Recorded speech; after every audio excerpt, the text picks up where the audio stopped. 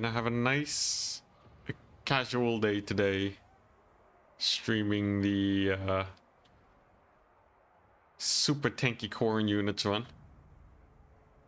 Yesterday was a lot, so I'm probably just gonna take it easy. But good news for those of you interested in the new player tournament stuff. We will have more prizes. So top 4 is guaranteed to have another DLC code. If you win the tournament, you get a DLC of your choosing. If I win, we pass it on randomly to one of the 3. Pretty good. Pretty good, I'd say. But all right, where were we? Ah, yes, we just defeated this business. Do I even need to lightning strike? I guess I might as well. Yeah, probably might as well. All right. Gotta make sure everything is all goodies. Let me. Something I needed to check. I think I forgot to rename one of my files. I will need this later if I ever decide to edit this into a video. Da-da-da.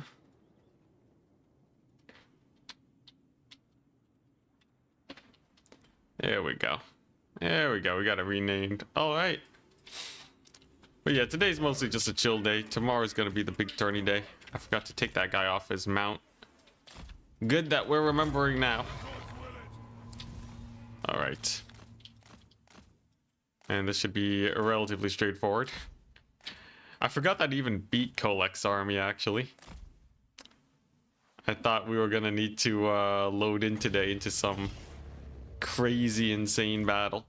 But no, we can just sit back and relax. X4 our way through this. Easiest way to micro it is to just not move. Because I'll make them dodge a little less often. What are these guys doing? They just ran right into the halberds. Okay, this is far from my best performance, ain't it? Was all good though. So we'll check. Okay, yeah, indeed, they do still have 1 million melee defense. Huzzah! Is no melee Khorne basically just horsemen plus skull cannons? I think trying to think. Technically you can use chariots for impact hits. At least with this challenge, it is the actual challenge is everyone has 500 melee defense. There's a few ways you can skirt around it. I think there are some abilities too on characters that can do explosions or mortis engines or what have you that can be kind of useful. But mostly the backbone of my military is going to be horsemen and skull cannons all the way at tier 4. And soul grinders, yes, that's true. Technically we can work our way to soul grinders. Is that a viable strategy? I don't know about that. Like soul grinders, I'm pretty sure they do actually have a lot of ammunition. And their shooting might be a little less janky than horsemen. But it's questionable as to whether or not they're actually good for this challenge. I'd love to try it though. What is this? It's a lot of stuff. Okay, this guy's got to get off his mount though. Chaos War Shrine was not meant for him. Very nice. Okay, so I believe what I wanted to do was finish this fight and then teleport back home where we will not get completely wrecked. I'm pretty sure I still have a teleport.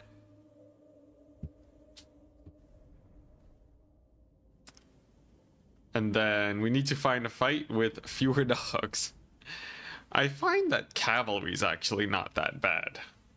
Like 70 speed units, 70, 75 to 80. They're pretty chill. It's for the axe throwers, that is. It's kind of the units that are just a little bit faster that end up giving me trouble.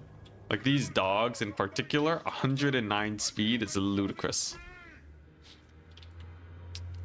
Them campaign buffs are really messing me up bad. Though that volley actually landed pretty well. I'm telling you, it's hit or miss though. Khorne Rohirrim. I wish. I feel like the Rohirrim were much more effective than these guys. I don't know. But I guess the idea is there.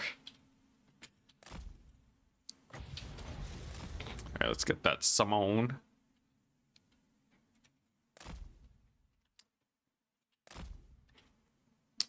And there we go. Nice. Big routes. But yeah. I'm going to be taking it mostly easy this stream today, by the way. There is much to do. Although, you know, if I could find a way to finish this campaign, that would be sick. I think to finish a campaign, you only really need to... you really only need to beat a couple of challenges, right? That's not even that impressive. The problem, though, is I feel like the difference between a short victory and a long victory is quite immense. I guess maybe by design. That is, you know, short and long victory conditions. But, yeah, I don't know if I really want to... I don't know if I really want to slog through the long victory. It would be kind of interesting to see how these horseman stacks work in the late game. And then maybe after that, then I'll feel a bit better about calling it a run. I do fear that sometimes the runs, they will oh, they're silent. I feel like they'll, you know, if they end too early, you know, they might be skipping out on the actual spicy part, where the battles get real difficult. But generally speaking, the game gets easier as time goes on. Also, by the way, Scylla does have a Mortis engine effect. Something about their tail. Where are they at? Yeah, serpentine tail. 10 to 20 damage in an 10-meter radius. There definitely are some... There are some playstyles where I can maybe get that to work. I don't think it's the best idea by any means, but it's something. Alright, so I can go back home. Interesting. Okay, 5 Medusas. This might actually not be that bad, just because there's not a lot chasing me. It's just a ranged fight. The problem is Malice and the 2 heroes, though. They'll never die. They're teeny tiny targets. I'd love to fight these lizards, but they're stuck in their settlement. Valkia has access to dogs.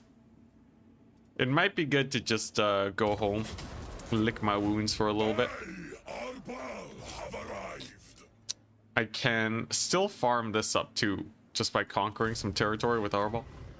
But yeah, let's quickly take a look at the victory conditions. 60 settlements, that's a lot. And we have to kill the ecstatic legions for some reason. Because they're close, I guess? That's kind of weird.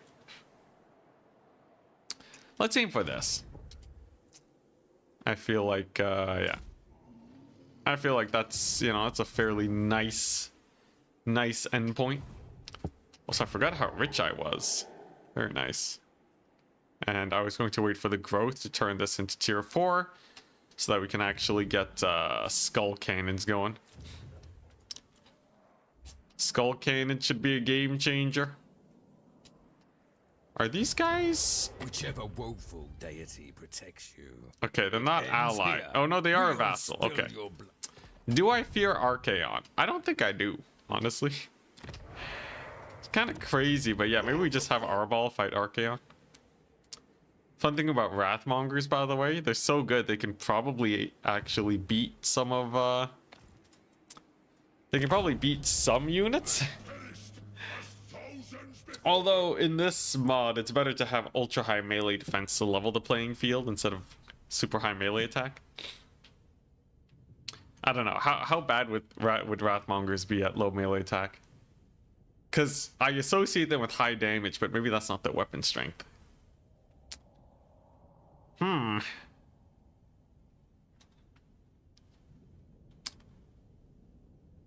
have to see. Oh, nice, okay. Interesting. We got vision of this. Yep, purple hand it. Just purple hand everywhere. Purple hand is one of the more interesting events, I must say. Alright, but let's see if we can beat these guys. So we're already on their bad side. They don't like us very much because of all the rampaging we did in the territory to get Scylla. So let's see how this goes. Interestingly enough, having extreme melee defense doesn't matter very much when you have just excessive amounts of shooting. If I auto this, it says I'll lose a horseman. Let's just play it out. Yeah, they do have immune to flanking, the Wrathmongers. That does actually help with their survivability even in normal combat, I think. Because they kind of do pirouettes. I don't know if that exposes their flanks.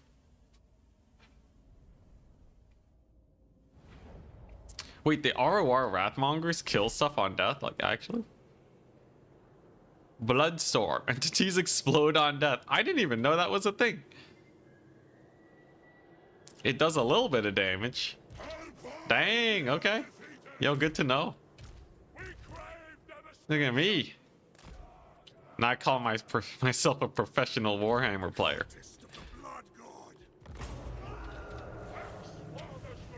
Interesting. Let's see here. That would do, what, 24 damage if it ticks 3 times over 2 seconds. That's how the game works. But if it ticks 3 times, yeah, you're looking at 24 damage. That's enough to kill off, like, a third of the HP off of an infantry unit. That's pretty worth. It's Khorne time, that it is. I'd love to speedrun the end of this campaign. But I guess until we start actually speedrunning, there are still many challenges yet to overcome.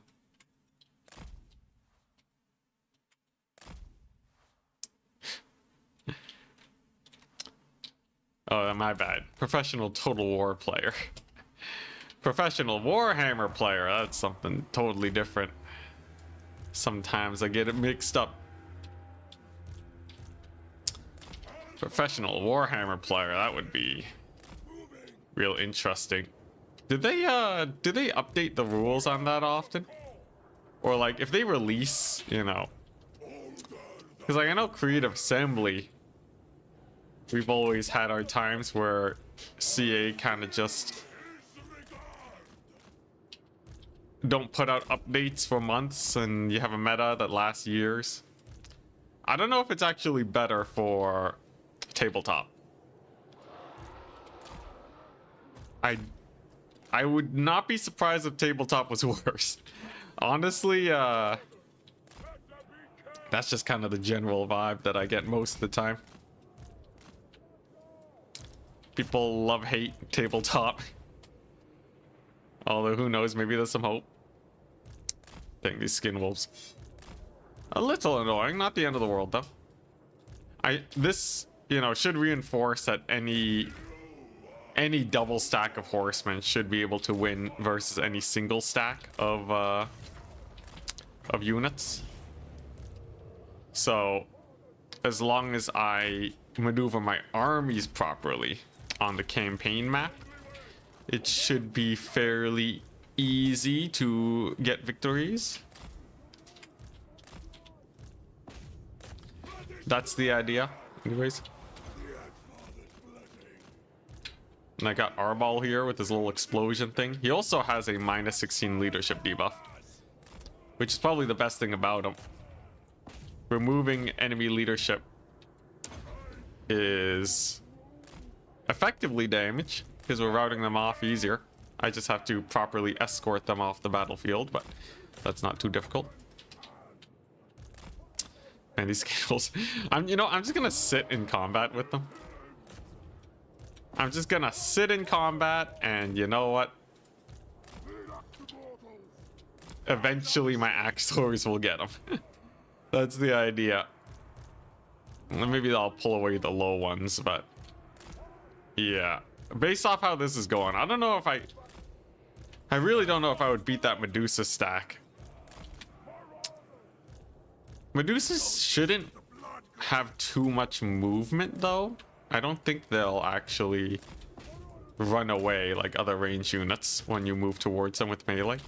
And that might just make it way easier to get them killed. Maybe I'll try that out just for the fun of it.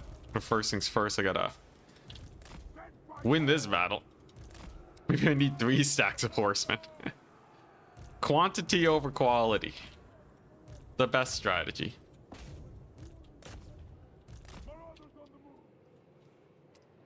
I need more cap in this build. Unironically though. Although I must say, the idea of just a fleet of skull cannons does have its appeal. I feel like just a massive army of skull cannons. That could actually clear way better than this. Although I don't know how it would do versus the monstrous infantry. That's something to think about. Would it do anything versus the monstrous infantry?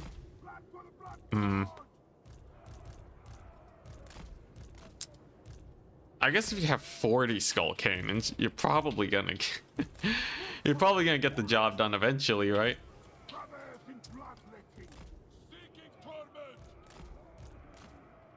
Especially if you get direct hits. I'm pretty sure direct hits from them do quite a bit. Arbol, by the way, just very tanky. I might want infantry just to hold up the you know, the crazy thing, I might actually just want infantry so that the dogs fight the infantry. The infantry fights the infantry, and my horsemen can just camp them. The problem is that that's definitely a 40 stack kind of strategy. With an army like this, yeah, maybe not. Because you'll end up running out of ammunition. Or maybe if I can find something really tanky, but like, I don't think Khorne has anything that is stupidly tanky.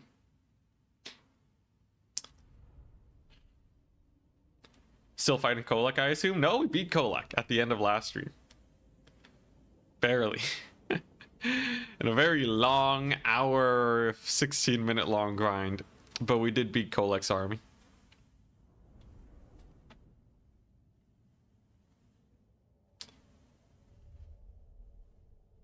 Decades-old Eldar models. Ooh. Also, by the way, happy to have you here, Autumn Chain. Look at us go, favor. Okay, so that's one army down. And then we just go at him again. And this one I might as well auto-resolve. Just to save ourselves a little bit of time. Sack the settlement for even more money. I don't know if I need cash right now. Let's just get rid of it. And perfect, okay. Hellforge Bellows. So finally, I'll be able to get some regiments of renown going. We'll have Scylla and Fingrim in here for that Mortis engine. Glorious. I think the skull cannon will do good. I don't know if it'll be amazing, but it's probably not terrible. Any of these guys useful? Okay, so tier 4, I can get the soul grinder. The soul grinder over there, and my skull cannons over here. It needs to be a demonic settlement, though. Oh, crap. That's fine, though. I can convert it when I level it up.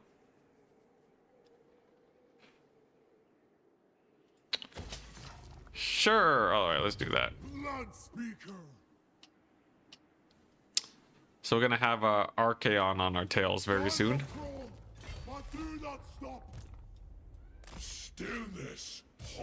I can do this.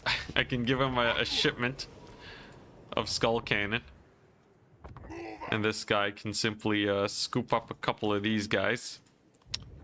That way we can get some heroes in Arbal's army. I don't know what these guys will do. I guess increased mobility is not bad, and Sila has a Mortis. Just give me something other than just Arbal and this dude. Oh, and Unbreakable. Okay, Unbreakable's pretty high. Nice. Okay, that's not too bad. It's you know, it's an army. Skull Reaper and Wrathmonger. Upkeep reduction. Dang. What else does he have? Movement range. Post-battle loot. This guy should have an ability that like causes a bunch of mini explosions, right? It's another Gate of Khorne. Dude, all these summons are so useless. Alright, sure, let's just do this. I don't think I'll be making use of Wrathmongers, but who knows? Hey, we got enough skulls for this thing. Global recruitment duration.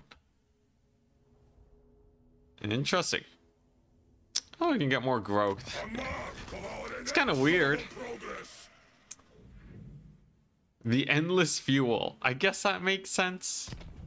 I guess if you're a very war-centric faction, you wanna get population surplus.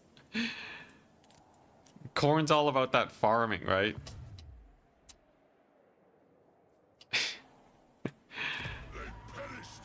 Oh, is this? Oh, hey, it's Archaon. Hell yeah. Do I need to beat Archaon with Arbal, or can I beat him with just any dudes? Yo, do you think I can beat Daniel? How annoying do you think Furies are gonna be? Quite possibly extremely. Alright, but a solid turn 27. Honestly, for turn 27, we're not doing that bad. I did have to save Scum a lot. But, you know. Other than that, pretty chill.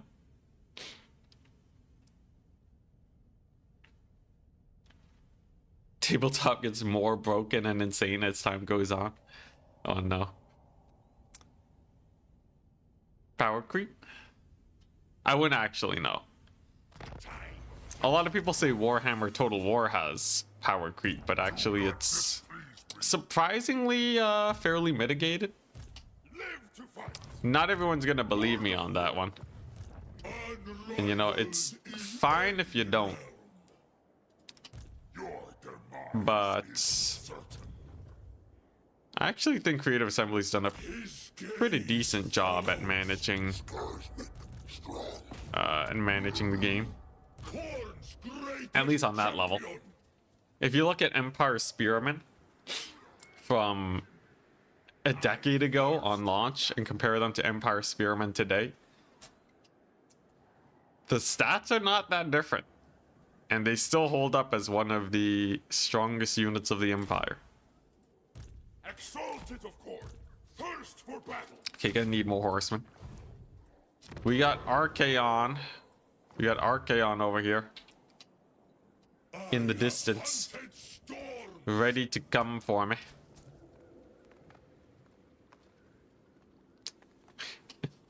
Empire Spearmen are OP though. That would be pretty funny, you know. They've been OP all this time, and only now are they just like starting to mellow out and become a balanced unit. Technically, you know, that would refute my claims. I can teleport to Archaon right now. I like how Archaon, War Host of the Apocalypse, is not the ultimate bloodbath. Apparently the ultimate bloodbath is just a random group of lizardmen in the forest.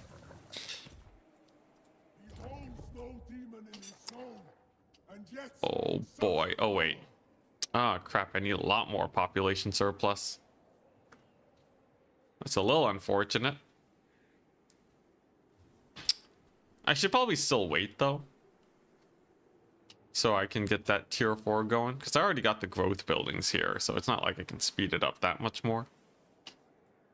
But the wait is certainly a little sad. You hate Saurus? They're kind of like the OG Bearmen, aren't they? High HP, tanky, bruiser infantry. Generally, bruiser mid-tier infantry are very difficult to deal with because magic is not really worth chucking out on them. Most of your infantry is gonna lose to them. Cycle charging takes forever. The weakness though is they're kind of slow, but they got shield, so you know, you may have a hard time kiting them. Honestly, bruisers in general, just very annoying, I guess. Interesting they have Archaon running, by the way. I thought he wanted revenge for his vassal getting stomped up. I wonder if I can bait him into attacking me. I don't think I can fight 2 of his armies. Maybe I can do an R-ball 1v1. He is in March stance, so I can do I can do a bit of a janky maneuver and just have R-ball teleport right on top of him. I can take Khorne's Wrath to be better against yeah, none of these were very useful, right? I could take Khorne's Wrath and get rid of the movement range. I do really like the movement range though. But alright, let's do this. Nothing personal, kid. I don't know why R-ball teleported so far though. He can barely reach Archaon. But this should be quite worth. As you can see, he has Hell Cannon, he has some spawn, 3 dogs, 4 units of cav. Only the 1 Hell Strider though. He's in March stance, so he's tired. I'm tired. Should be interesting. Let's see how good this Skull Cannon is. Archaon is a pacifist? Yeah, totally. How many times did he invade the world? Only 1 more than most people, right? Unless I got my lore wrong.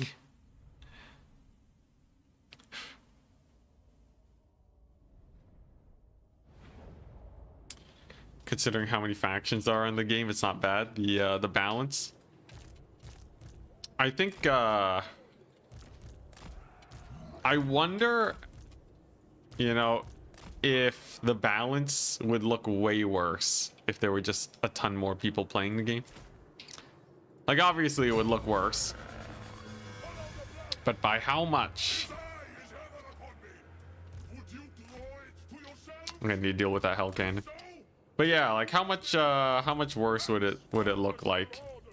Because you do see a little bit of skewing towards the stronger factions already. The thing is, there's so many factions right now, people will just you know, they're better off specializing, so you don't see as many problems. But I'm pretty sure if there was like $1 million prize pool, if there were many $1 million prize pools and people had the time to really grind out the meta and play the game as optimally as they could, I could totally see just a few factions being truly top dogs, or it would just be counterpick fiestas the whole time. It's hard to say though, because like with so many factions, you know, even in StarCraft, you don't have people maining multiple factions, right? Also, big skull cannon hit. I think skull cannons will definitely help my ammunition efficiency. It'll definitely help my guys be a little bit better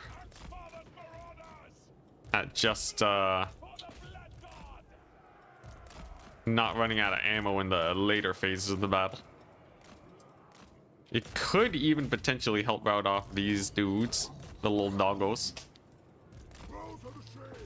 Same with our ball, as it is one of the only units here that has the hit by artillery debuff. I think it is the only unit that I have that applies the hit by artillery debuff. So actually kind of important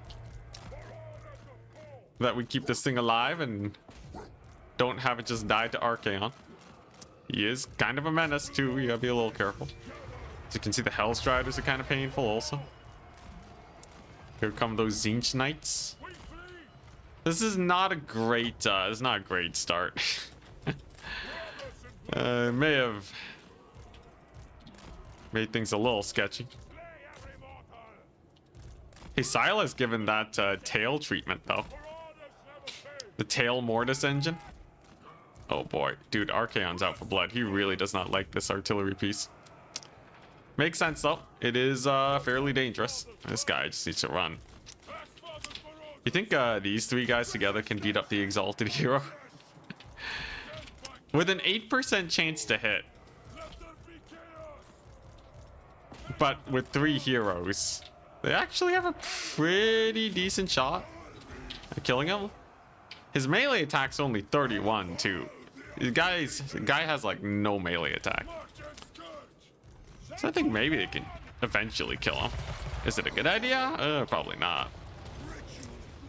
But they did genuinely get some work done. Also nice, Archaon friendly firing his own mobility there. That's exactly what we need. Dude, I'm gonna lose this artillery piece right away though. A little awkward. Exalted Hero is still alive too. But the forces of Archaon are indeed dwindling mildly. And Swords of Chaos are just not a very good unit in general. I don't have to worry about that too much. No, I can just leave Sila and Fingram in there. Just leave them in. What's the big deal? Oh boy, here comes Archaon. Archaon with the steel chair. Definitely got to dip out of there. But yeah, I'll just let Sila cook. Get a big pot shot on those doggos to get them routed off. There we go.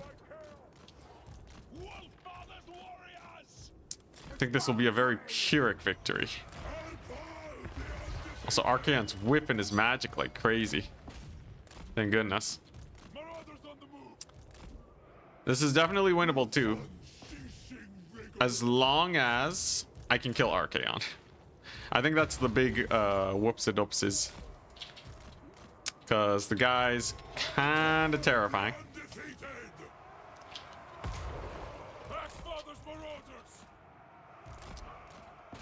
But let's see here. I do have enough horsemen to kill him. What's his missile resist look like? 5%? Okay, honestly, pretty jumpy. So I just need these horsemen to clean up over here, and then we're fine, right? And then we're all good. I say as the battle just looks horrible. I really did think this would go better.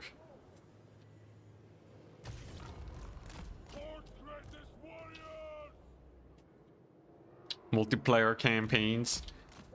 I think multiplayer campaigns are cool, but I've never been able to really like sit down and feel the joys of playing one. I don't know if it's because I'm usually streaming them and there's like, you know, the pressures of streaming and all that. But like, I don't know, it feels like there's always issues with either balance or... Okay, I'm gonna have to retry this battle. It always feels like there's issues with balance or what have you when you're tryharding. I think like a casual multiplayer campaign is great, but and you know, if you're allied together, that's fine too. Although I do also find myself kind of, you know, once I get ahead in the campaign, I just start speed running it. And I don't care as much about the battles. And that can conflict where, you know, different playstyles. Hit or miss. I'm happy that it exists though. How do you tackle elite cavalry with Slanesh, like Griffin Legion and such?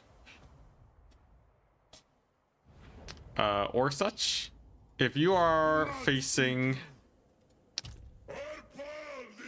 If you're facing elite cavalry...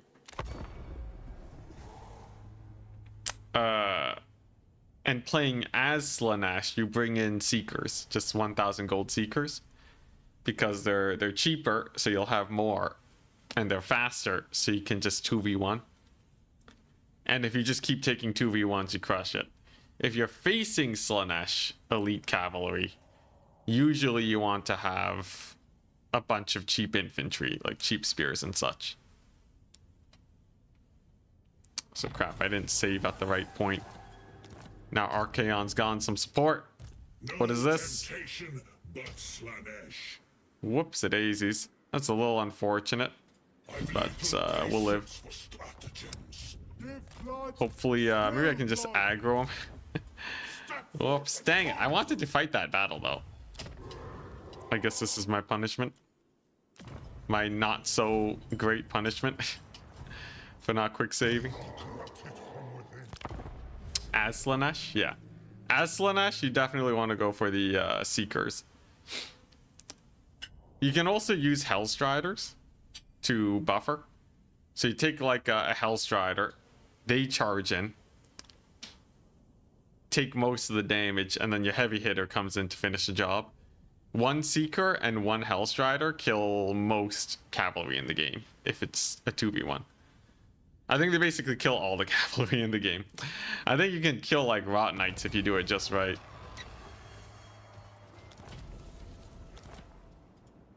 Truth is war. I see. The gods deny such action. Okay, this is fine. I do have Lightning Strike. What I can do is I can bring an Arball and fight this battle instead with the Lightning Strike, thus giving me a valiant defeat.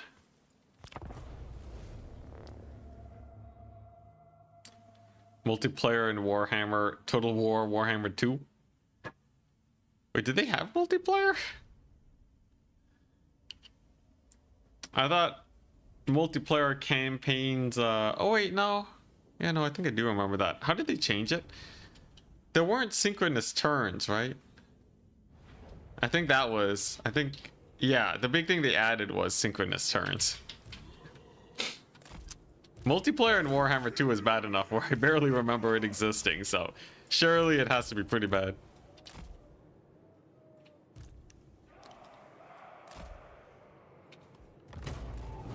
Alright, let's see if this works. Yeah, no synchronous turns. There you go. Man, I really wonder what they're going to do with 40k. There were a lot of features for... Okay, you know what? This thing's pretty sick. I should get more. But, yeah. The thing about Warhammer 3 is they had a lot of ideas, but they didn't really go through with them properly. So, you know, we had a new multiplayer game mode, we had multiplayer features added, right?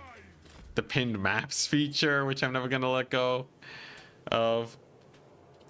But all of those have not been implemented fully. In fact, the pins map feature just still doesn't work. I don't know why it's still there. You have multiplayer campaigns, which are slightly more polished, but still run into disconnection issues or lag or what have you.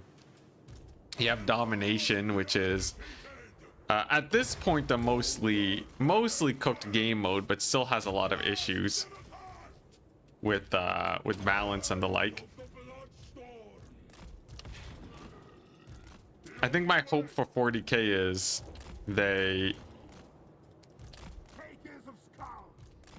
I hope they make it where they improve what is already here, you know? I don't want them adding more features that need to be cooked. So can I stop this blood shriek chimera from causing issues?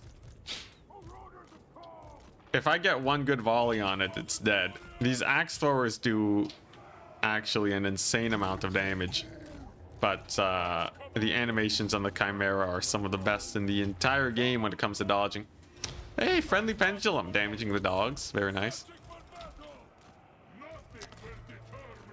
Okay, let's see what we can get done. It's a decent situation. I need a big shot on those warhounds to get them off my back. Edge of the map is here, so I gotta think about rotating around, getting to safety. Maybe countercharge these dogs. No R-ball can probably get some work in. Can't summon any spawn yet, though. The damage these units have to take for me to be able to summon spawn is quite high, unfortunately. But at least most of these horsemen should be able to escape. Looking like the Skull Cannon's doing well. Silas Mortis engine is also very good. Manticore left my dudes alone, which is a good thing. Chasing off this Skull Cannon as long as I can distract properly. But I think it should be able to. And this might be a very good pot shot. If we can land it. There we go. Big deeps. We do this yet? Yes! We got the spawn summon, hell yeah. The spawn obviously don't do a lot of damage, but they buffer the HP. I think Scylla has a little... Does that do damage? It does. A little bit. That's gonna help. Just a smidge. And I think this battle's gonna be a lot easier than the Archaon one. Not bad.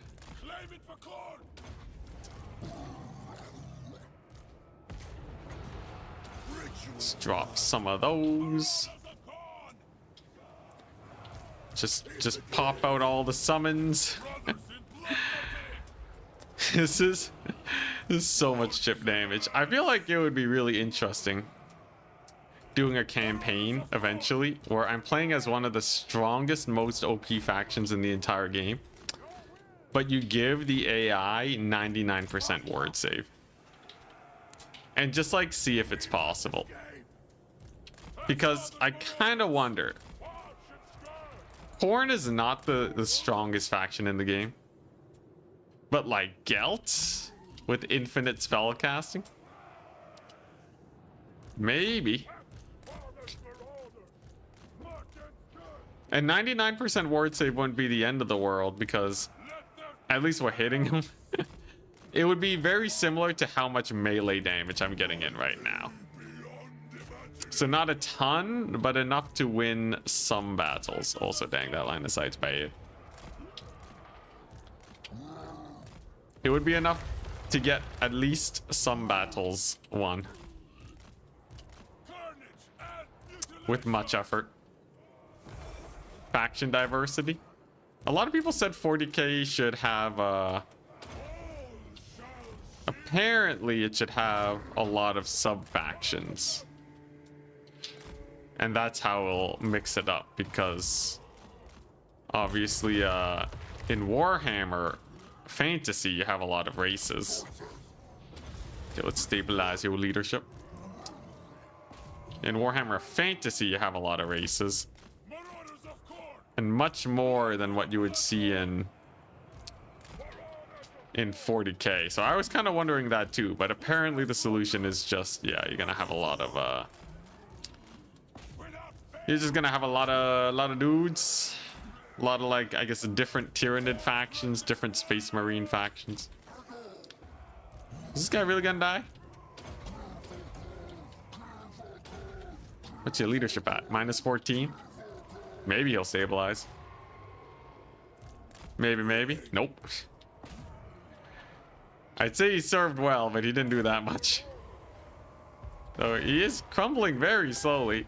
He's gonna die though. Same with my cannon. It's probably because of the legendary difficulty debuffs to leadership. That's probably hurting me pretty bad. You know, for a battle I thought was gonna be a little bit more straightforward, this is not going very well. This is going only okay. Yeah, get another spawn summon though. Make sure those guys don't come back. Killing off these trolls slash spawn should be fairly straightforward too. And the manticore is gonna die.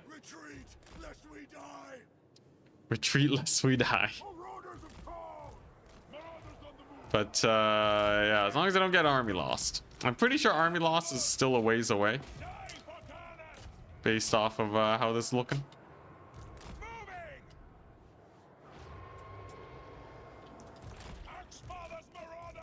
500 Space Marine sub-factions.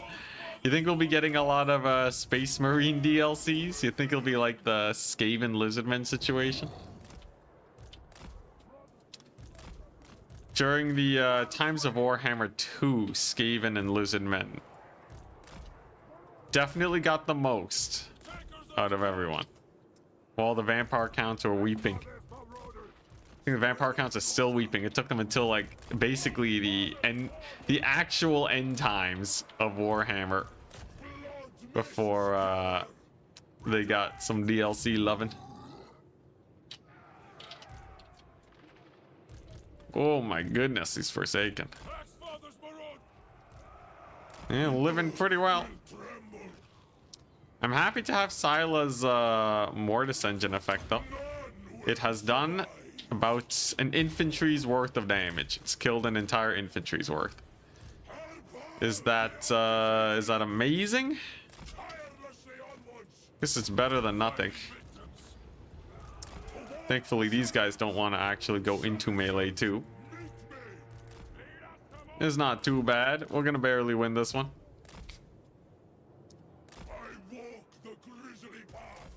Kislev with the 1 DLC. Dang. Yeah, they just have a Stankia, right? Did Kislev get anything else? Oh my goodness. They did start out with more than the demon factions though. But that is definitely pretty extreme actually. If we can land one hit on these trolls, they will rout. They're on the verge. Now I really do wonder. Does ward save caps out at what, 90%? Do you think a max ward save challenge would be impossible or what? Max ward save, but I'm playing as like one of the strongest factions in the entire game.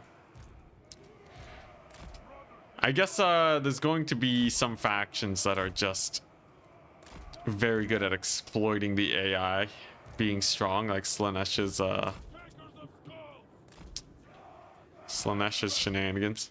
Yo, what are these guys doing, man? They're not even going into melee. Are they gonna go now? What's going on? Do I even have enough ammo to kill these guys? What is he doing? He's dodging. He's juking me like crazy. Look at him go. Okay, a little bit of spell casting. Eats a volley for that though. Definitely not worth.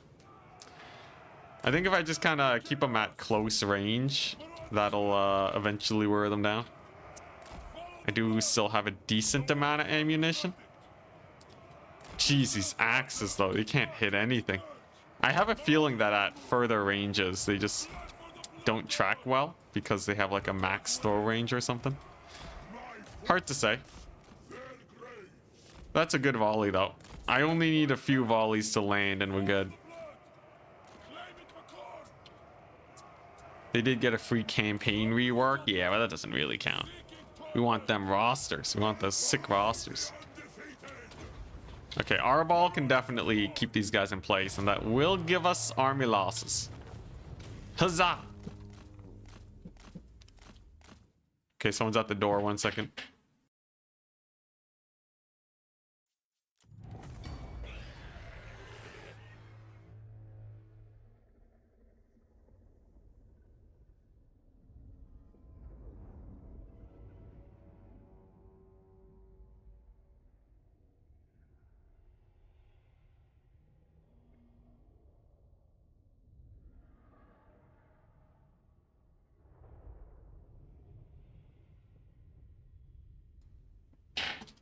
And we're back.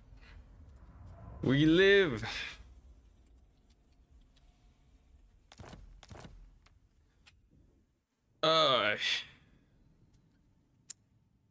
Rip Blood Reaper. Hopefully he lives. Same with the Skull Cannon. Skull Cannons, I think, are not bad, especially for getting some free pot shots on their faster moving units.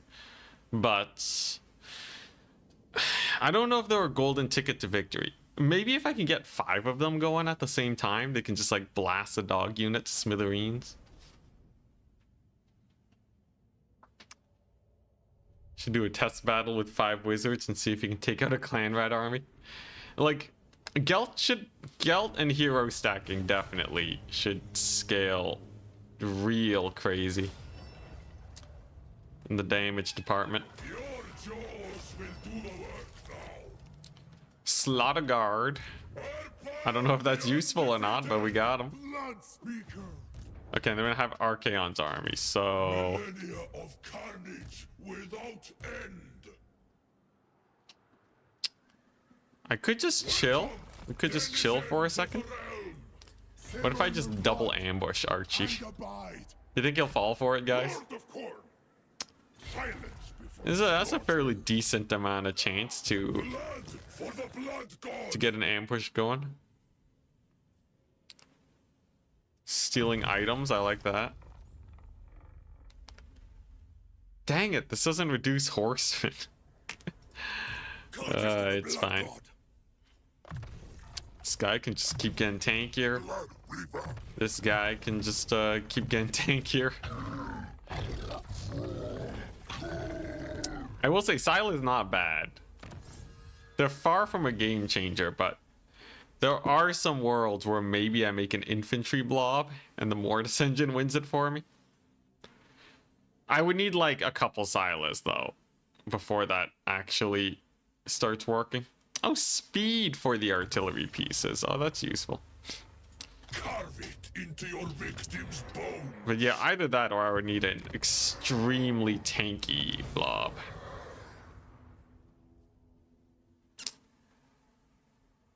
Alright, you know what? Let's just spend skulls. Get this thing leveled up so I can get some of the later abilities. You will fight. Survival. Restock on the horseman. Blood bespeaks his will.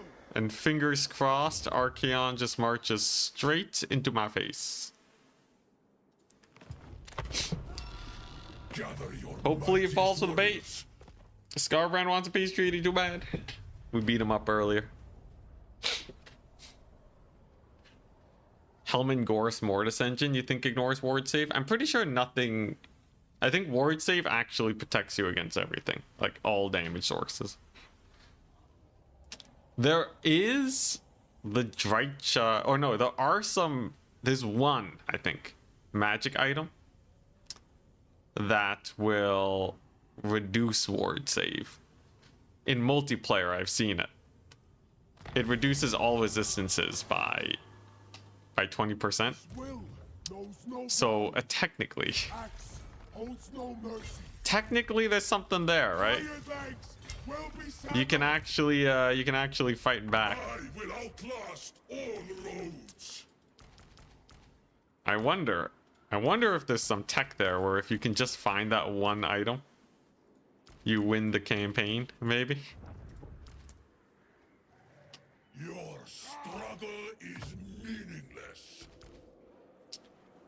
Okay, this should be good enough. This should be good enough. I just teleport to Archie now, and then we smack him in the face. Yeah, was it Trickster Shard or other Trickster Shard? I was thinking that too, so it's probably along the right lines. Okay, it's a march stance Archaon. How flat is the battlefield?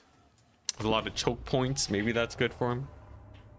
Other Trickster Shard. Yeah, it used to be real garbage. It only reduced like spell resist or something, but now it reduces everything.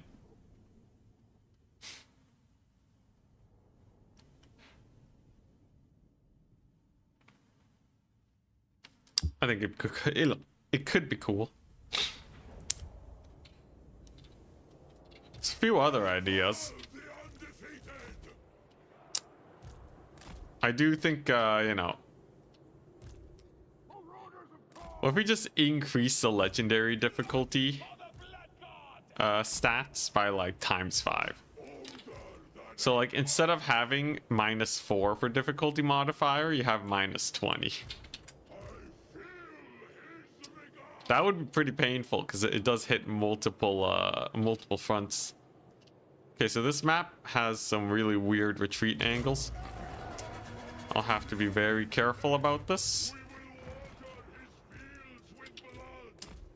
First things first, we gotta deal with the doggos. And to do that, I need to retreat to my little hero squad. Right now the AI is in defensive mode, their lesser mode, but they should transition soon. Here come the dogs and the Hellstriders. Skirmish mode is good enough for this situation though. And okay, a couple Chaos Knights are coming in. Can we aggro the dogs though? It appears the dogs do not want to aggro. That's okay though. This is a decent amount of space over here. These ones are taking a lot of damage.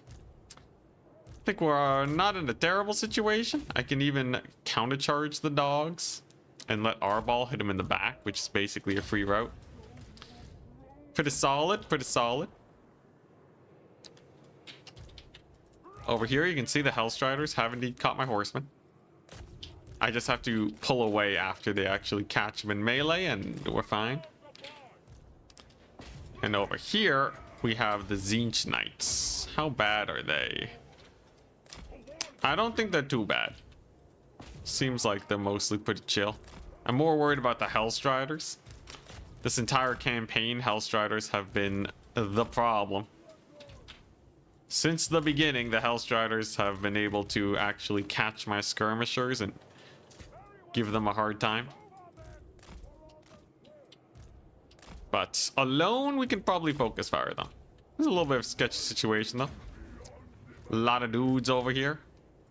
A little hero squad probably should think about evacuating if they can. Little Tzeentch guy over here. Should be kiteable. Can I escape over here?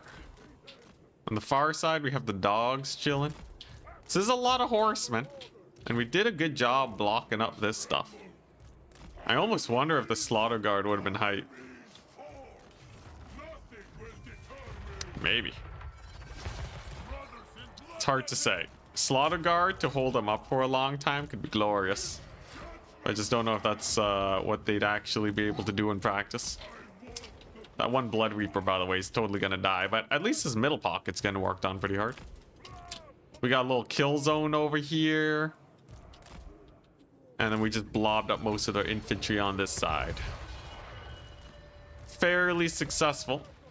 Once all this stuff is dead, it's just the hero squad, but they are far from being the biggest threat in the world. Jeez. The dogs, though. The dogs, still a menace. Just as I remember them. And there's Archie. Now, having enough ammunition to actually kill the guy is gonna be a little bit problematic. A little bit of a dodge there. We did rout off the doggies, so that's good. And I do have an escape path right over here on the left side.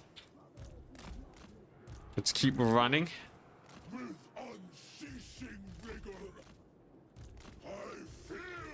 Jesus, Hellstriders. I gotta lure the Hellstriders to our ball and just have them turn them into spawn, man. I should just spawn them. They're so much of a menace otherwise. In this case, it's probably better to use it on the Swords of Chaos, though. Jeez, so few left. Just 13. Causing me this many issues. I do think this battle should be winnable, though. I just have to play it out a bit better. Might even be able to win it right now, but it's a little questionable. Okay, you know what? We just killed the Swords of Chaos, whatever. That'll do. How's the rest of this going? Little sketch. How much ammo do I still have? An okay amount of ammo. I should definitely use the R-ball to sick the dog strat again. That worked out really well last time. Minus 20 leadership, minus 50 or plus 40 on the enemy.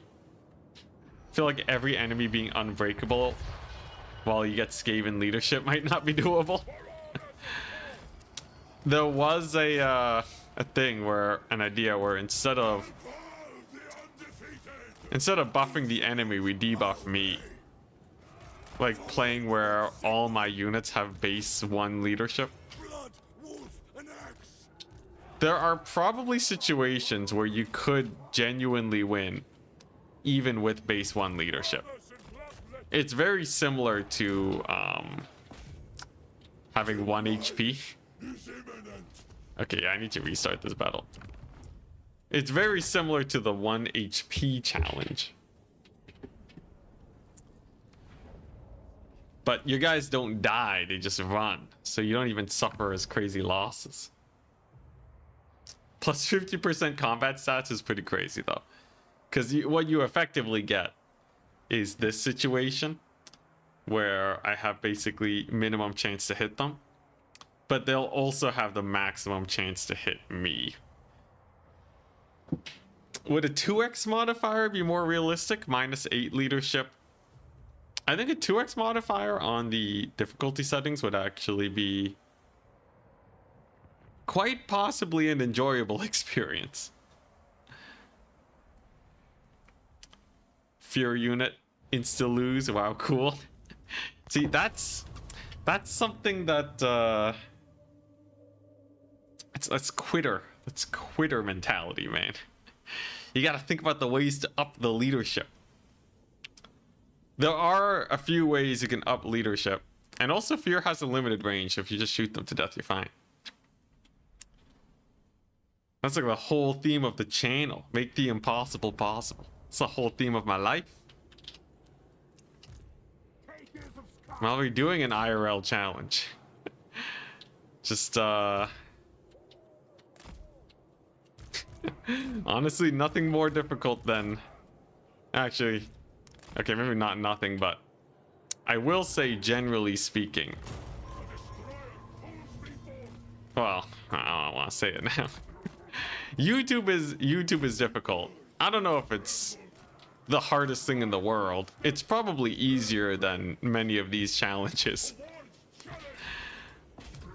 But if I sell it too much, you know, I can tell you right now, there's probably a lot of tradespeople that have more difficult jobs than YouTube. So what am I supposed to say about that? All my challenges seem so easy in the face of backbreaking labor. That's a real challenge. Anticity builds a house. Challenge. Anticity works in the coal mines. Challenge. Actually impossible.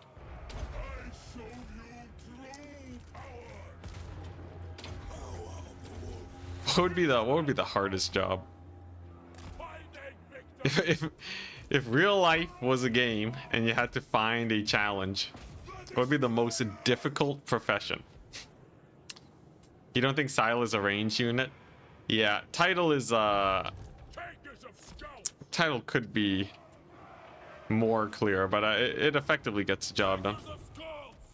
If you think about it, my melee, like Sile is not a melee unit, but 500 melee defense means I'm not using Zyla's melee. I think that's fine.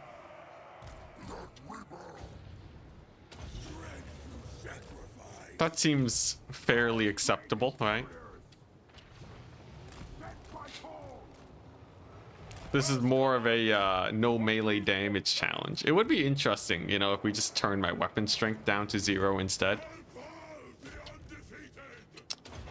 That might actually make the challenge easier if I made my weapon strength 0, because then I could make use of charge bonus. Wouldn't that be something? Now I wonder. I should definitely do more challenges where it affects me. I think the next one that is on the docket is the Scared Alive challenge, where all my undead units, dang it, out of range, where all my undead units become living, which is hilarious as a debuff. It's going very well, by the way, just having that little blob going. Little distraction blob cooking very hard. If we can just get a couple axes on this little dude over here, we'll be good. It seems like my axors are kind of struggling though. Don't know why.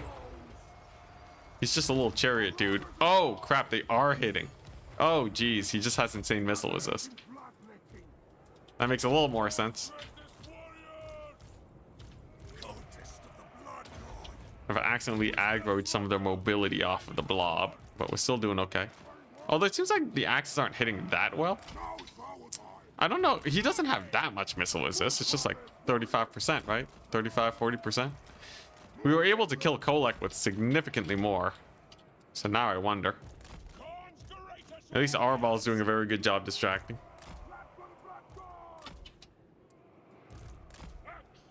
True, though it's technically supposed to be a tail hitting them. Yeah. You can say, you know, enabled if in melee. On a technicality, we do get absolutely wrecked. You know, it's kind of funny how many abilities in this game are actually just representing like a melee attack essentially of the unit, which, you know, is fine as an ability in, say, tabletop, right?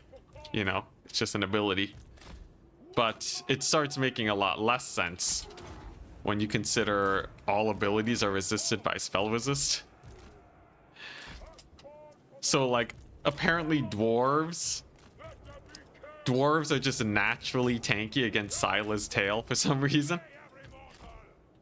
which implies that it is not actually just the tail. Sila is clearly using magic. Sila's tail is clearly a spell, otherwise it would not be resisted by spell resist. I feel like this investigation helps my claim that we are not using melee.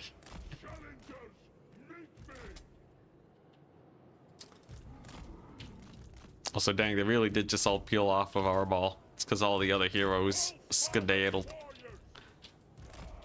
This guy really... Does he have more resistances? I'm not oh, he has fire resist. That explains it. I thought it was the missile resist. I forgot my axes do fire damage. By the way, fire damage imbuement is the worst. Oh my gosh, wait, yo, look at this. I can turn the spawn into spawn. What a grim fate. Imagine being looked down upon by the Chaos Gods so hard that they turn you into spawn again. That's rough. I guess that's how the cookie crumbles with chaos. Alright, but yeah, this guy actually has like basically max resistances. He resists 80% of damage from my axes. Does Arball do fire damage? Arball doesn't do fire damage. So Arball would actually be able to do more damage to this guy than my axes compared to normal play. Actually, that might not be fully true, but close enough. Let's get him in. See if we can do something. Archaon should also be a little bit of a menace. Guy doesn't have that much resistances though. So maybe we just kite him. In fact, this whole army's looking pretty slimmed down from the beginning. So I guess we just have to kill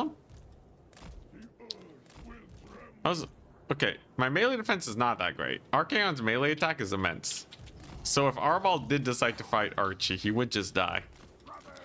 Ammunition wise though, we're doing okay. I have an okay amount of ammo. So if I just keep on kiting here, maybe Archaon dies. Come on, Scylla, get out of there. Scylla's got a dip. We've whittled them down to just infantry though, so this game entirely depends on how tanky your boy Archie is. Everything else totally dies to the Arball cheese. Gonna use his little explosion here to work him a bit more. Silas just gonna dip. They've taken a bit too much damage. And it's all on Arball's tankiness. Can the guy live? He has 5,000 HP. Archaon's a menace. We did finally kill this guy with axes. That's kind of insane. And his 80% resistance. But he routs. And he ain't coming back. Okay, next up is Archaon. Arball with the 1,000,000 horsemen at his back versus Archaon the Ever-Chosen with 500 melee defense. Who did it better? Arball's unbreakable. It's kind of nice. Woo, you can see the axe is actually hitting pretty hard. We got the setups. Now the Arball's actually tanky enough.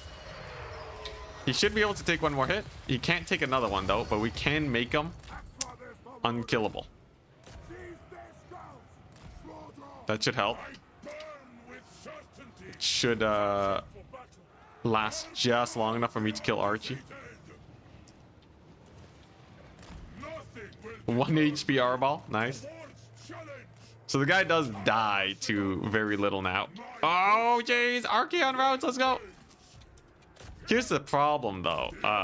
Arball doesn't have much in the way of using his ability now. I guess I should have accounted for that. That's not good. Now, I should be able to finish the job on Archie. Maybe not. Okay, can I get some shields on Arball? Oh, crap. Okay, wait. How much is left, though, realistically? How much is left here? Is Arball even going to regenerate shields? Well, we got some Marauders. This is kind of an awkward situation. Fire will is off. I just have to make sure I don't accidentally clip the guy, or he will just straight up die. Let's see here. Okay. Yeah, Arball can no longer see melee combat. Should have thought about that. Now, here's the thing. Most of these guys are just Marauders, so they can be cycle charged to death. I just have to shoot the Chaos Warriors and the Chaos Warrior Halberds. And I'll be A-okay. I'm pretty sure I have enough ammunition for that. Technically, Arball can camp at the edge of the unit and do his explosion. And they might not kill him. There's a little bit of that too. I can't believe that guy rallied. This is gonna be kind of a weird battle. Okay, so the ones that are out of ammo are just gonna disengage. And then we're just gonna slowly pepper them with axes as efficiently as possible. Somehow, some way, this guy has 147 life and 0 leadership. He's still sticking with it. I have to be very careful with the ammo usage. One misstep and we're screwed. Okay, we got a volley on him. Oh my gosh, he's still not routing. There we go. Guy finally shatters. Took him a while. Okay, nice. So here's the play. We can't Arball cheese, but I can do this. Campaign Archaon so OP. Honestly, this guy was scarier.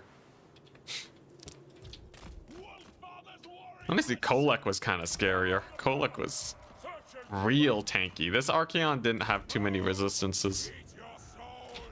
Okay, Arball, you are on retirement duty. I could turn a couple of these guys into spawn to save some ammo. I don't dislike that entirely.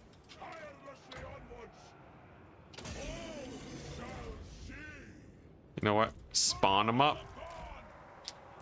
Spawn them up. Towards challenge. There we go. Nice. And then we can just chuck them at these shielded marauders. Oh boy, let the jank begin. Spreading ruin. For chaos. Hopefully a stray axe doesn't just straight up kill our ball. That would be a very embarrassing way to go. Relentless rage. After the rage wears off, you're just a dude with no HP. Yeah, let's just get him nice and safe. There we go. Cycle charging, not bad. Cycle charging is definitely getting close to melee, but whatevs. Okay, halberds looking pretty worked on. I almost want to just turn on fire at will and just have my guys cook, but I might actually save time with holding ammunition because of how army losses works. For those of you who weren't here for my explanation earlier, the idea is that army losses, it will take into account the remaining ammunition on your range units. So if I use the ammunition, you can lose balance of power by attacking the enemy because your ammunition is just not doing enough damage to offset the balance that you're losing. So you have to be very careful that you're using it efficiently. And that means taking our sweet time, unfortunately. At least this escort should get some work done. These Chaos Warriors, I could try cycle charging them just to see how it goes. If they're not braced, they can take a little bit of damage. Not the most efficient way of using HP on my guys, but what can you do? Kholek? You mean Kholek's caster? Kholek's caster was also a menace. I don't know what's with these heroes in campaign being so indestructible, man. How difficult is it? The challenge or what? I'd say this challenge is pretty hard. This is definitely up there in terms of the challenges I've done, but probably not the most difficult.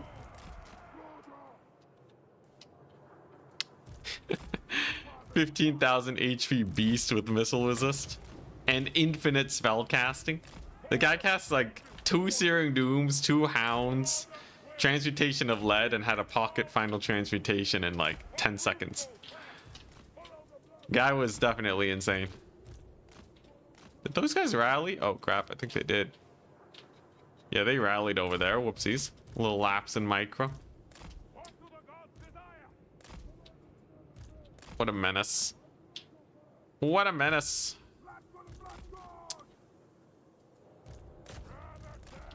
You know what? These guys are going to turn fire at will on and just give them some good flanking angles. They should be able to get the job done. I have full faith in their ability to skirmish these guys down. At this close range, and then once their HP gets low enough for me to cycle charge them to death and break their leadership, we're good. There's only like 2 halberds left, so I think we can be a little bit more aggressive with this. This cycle charge should get it done. I like how Arbal just doesn't have shields anymore. He usually has shields, but not here because he's so low. And shields rely on the percentage remaining HP you have. It rounds to 0. What was the most difficult challenge? I think there were a couple that were just straight up nearly impossible.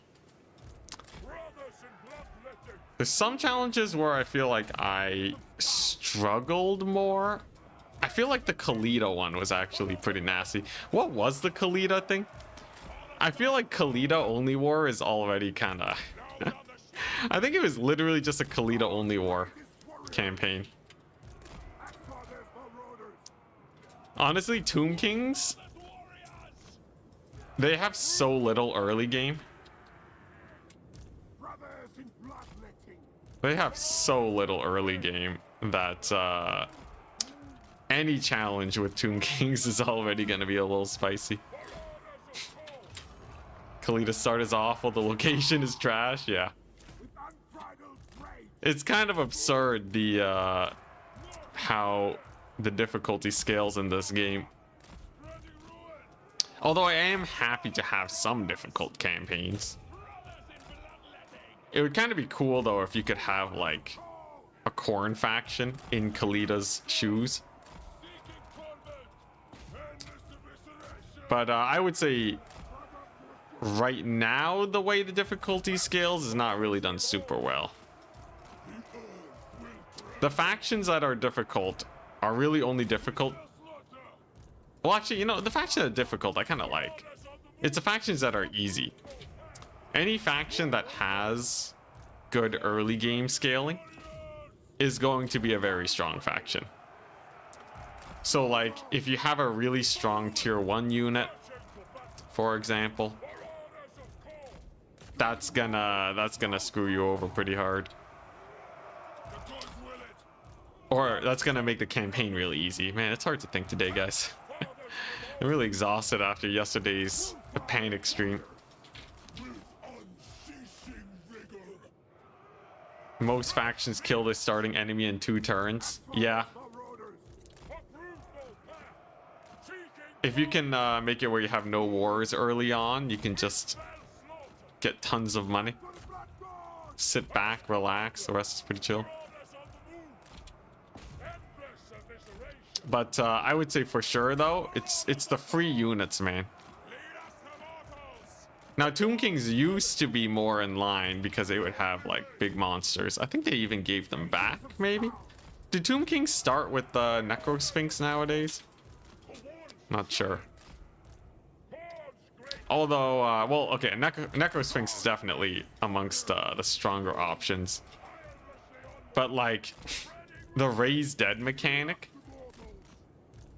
Basically, the game relies heavily on how quickly you can get a force that can beat enemy doom stacks with barely any losses.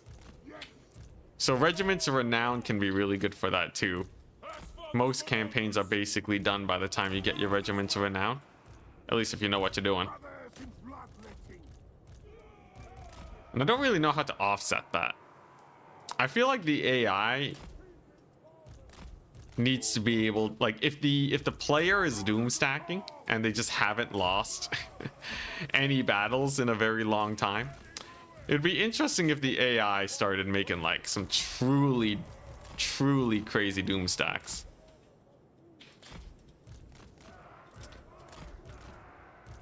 You know, just like they don't need a lot of doom stacks, so maybe like the legendary lord. I think it would be sick if the AI just rolled in with like Hippogriff Knight Lewin stack, you know? Lewin with just max Hippogriff Knights. And it's just Lewin, so you can outmaneuver him or you can combine your armies and auto-resolve him to death. But at least it forces you to have a little bit more oomph. I can understand why they don't have that though. Because if you're unprepared for it, that's just a really sucky army to face. Maybe you could tie it with the endgame crisis. You tie it with the endgame crisis to give them a proper late game. I'm not sure though. I will say though, it is interesting.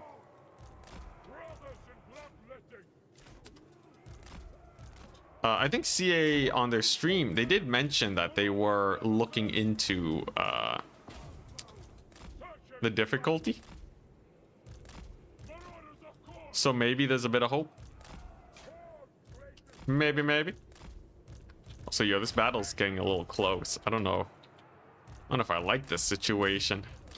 The halberds will die for sure. Cycle charging is going okay. It's only like 5 units left, but having no ammunition is just it makes it hard. I think these guys are about to rout though. And I can use Relentless Rage again to keep Arball at it. Big routes over there, nice. 1 Empire HP was easier than Khalida. I think 1 HP Empire, yeah, I would say it's probably easier than Khalida Only War.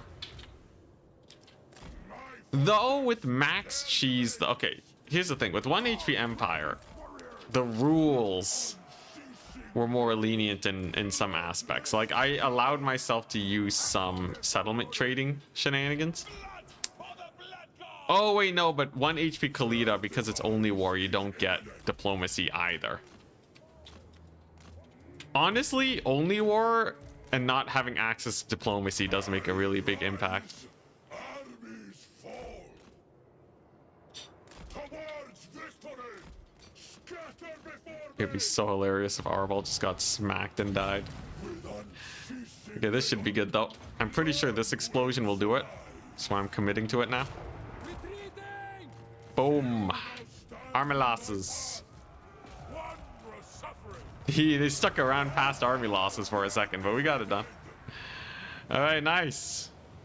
Great success. Archaon's army lays in ruins. So does mine. But a victory is a victory. Yeah, I allowed myself vampire dogs in 1 HP Empire. Though that didn't work out that well for me. You see, only war is a nice challenge set. It's not too bad on the stronger factions too.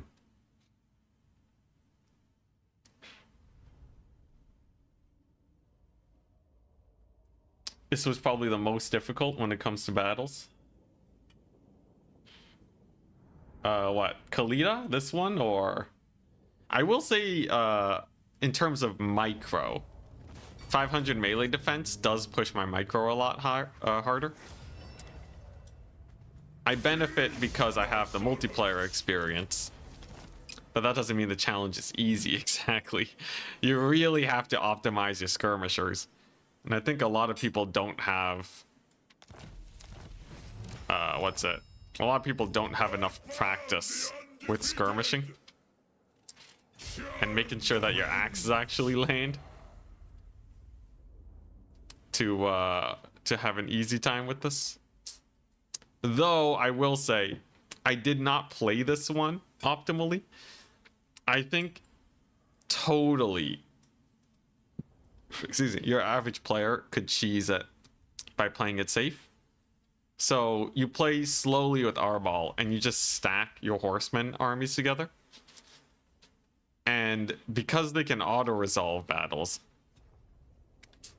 I think you just win, right? You don't even need to play the battles. So you just stack like 2 or 3 horsemen groups together and you just auto-resolve your way through the continent. Pretty sure that would be more than enough to get easy victories here. Rage ability for the horsemen. That gives them... That's actually not bad. The rest is just experience, but that's not very useful later on. Interesting. This one had integrity too? What do you mean by integrity? I hear integrity, but all I see is massive amounts of saves coming. More skulls. Hey, not bad, man. Not bad. I think, yeah, this war with Archaon is already almost done. Guy's getting massacred.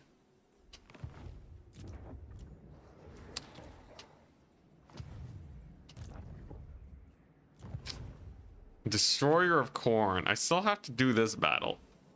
Oh, it's all infantry though. When Arbal's high enough HP, maybe I can get the quest battle done.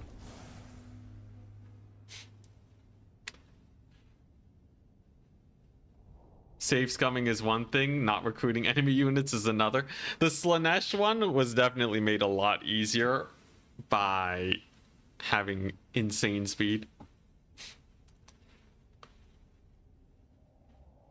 Imagine there's a way to cheese this challenge with a stack of Arbal, Scylla, and 18 assault army characters. I like that idea. How do you get that many characters though? I feel like a lot of like OP Doom stacks only become possible after you've... Can I retreat as Arbal, or does that like screw me? Okay, no. Running away does not mean you're defeated. Unless I'm incorrect. That'd be hilarious if it's just like, you've been defeated, bro. Get out of here.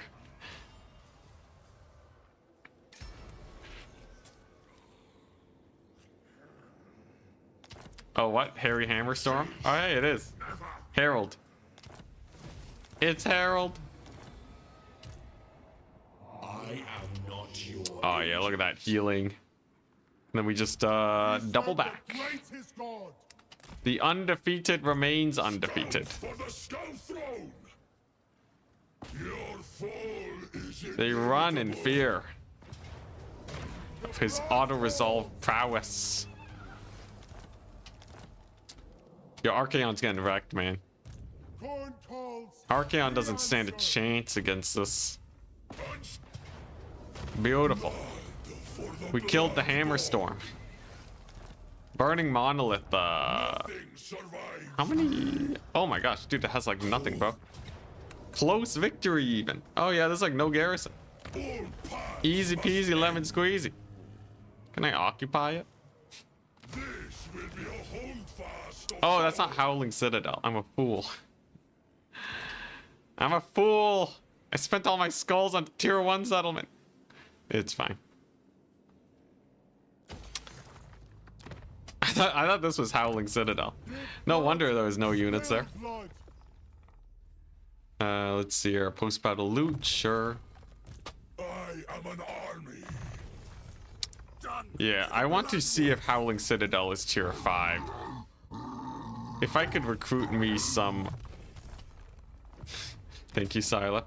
No, it's not tier 5, so I can't get skull cannons from it. I'll probably just sack it then. And I can use this to turn the ruins into settlements a bit faster, I guess. If I had to cope a little bit.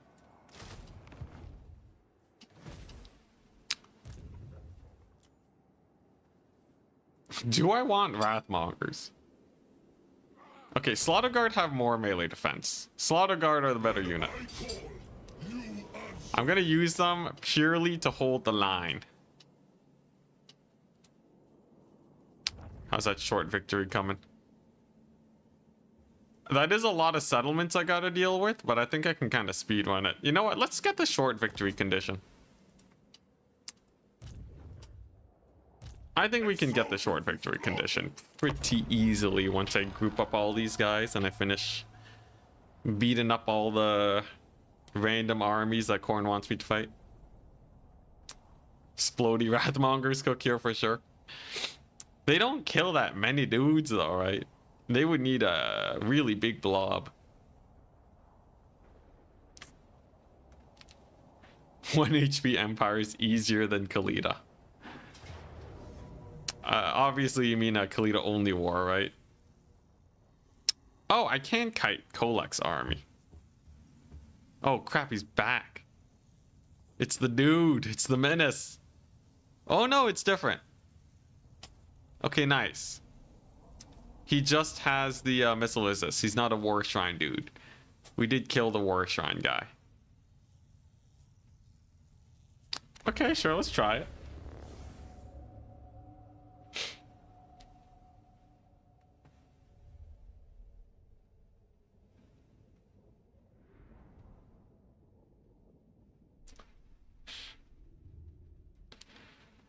I think Chimera will be a little annoying. It's like 2 dogs, a couple trolls. I think very easily we can just kite this across the map and then retreat. That way I don't have to waste time fighting a super grindy battle. Lord of Khorne. Arbol might be undefeated, but this guy's just, he's whatever. So we'll just give it the full retreat. Then as long as I relatively uptrade or even just get rid of their mobile pieces, we're good. Just cram themselves in this little corner over here. And okay, and then we retreat. Now, how much damage was that? That seemed like very little damage outside of the chariots, but it's probably good enough.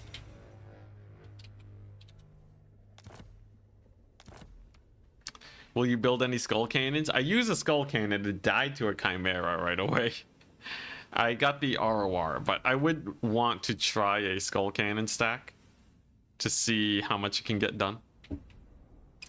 I think like 2/3 skull cannons, 1/3 axe throwers to kill single entities is probably good. Skull cannons kill most of everything, and the axe throwers are just to finish a job. But it's still a couple turns before I get tier 4 and I can actually do that.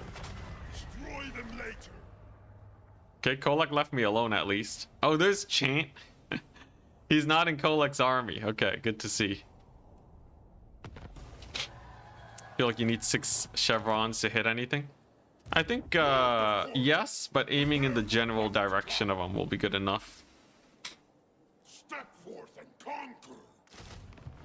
Okay, I'll just keep waiting for Kholek. Oh, dang, Archaon's kind of all over the place here. Blood speaker. He doesn't have balance of power, though. Like, the guy's getting murdered pretty bad. Blood bespeaks his will. I think I can even march this one over there. Arbol can pretty easily just blitz across the entire map. Probably do that quest battle afterwards. And next turn, I get the big population surplus to finally get Skull Cannon recruitment. I feel like it's been ages. But tier 4 in 33 turns is not that bad. I can accept that.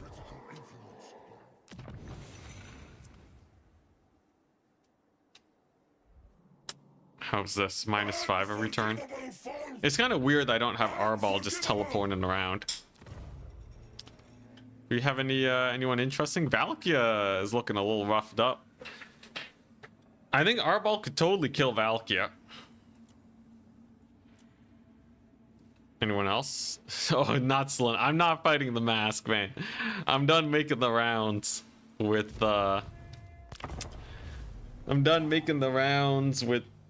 all these crazy dudes. Hey, good morning, Drizik. We're aiming to finish a short victory condition today. Either today or one more stream. How's the mod going? Do you have the Scared Alive mod done yet? It is Kholek again. I killed off all the chariots. I barely killed any dogs. That's the crazy part. Might as well kite them a bit. Yes, this Khorne Soul Grinder does count as ranged. The cannon is useful for getting some damage in.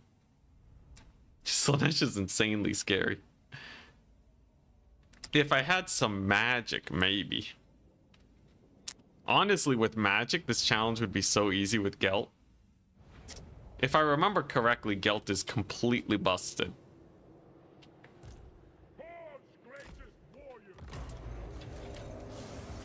Alright, let's see what we can do. Let's just turn on skirmish mode. Let him kite. A little bit of damage on the doggies. What if I just leave skirmish mode on and X4? Well, you have some units over skirmishing, some units under skirmishing. These guys are doing well though.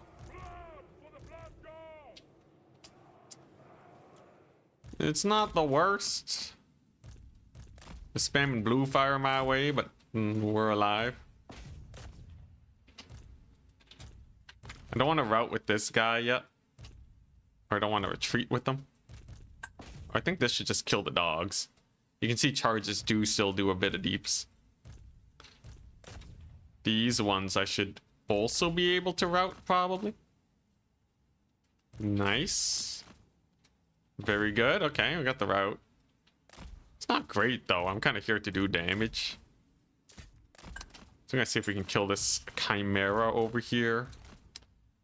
Got some halberds in the far distance we can bully. I gotta be careful. If I lose too many horseman entities, I will lose the whole unit. That would be really bad. It's good though. Killed off some dogs. I might even be able to kill off this here Chimera. Just gonna route off with these guys. Oh no, that's a Manticore. Nevertheless, Manticore kill is good. Very nice. And then army losses, but we did a decent amount of deeps. Are these guys gonna stick around?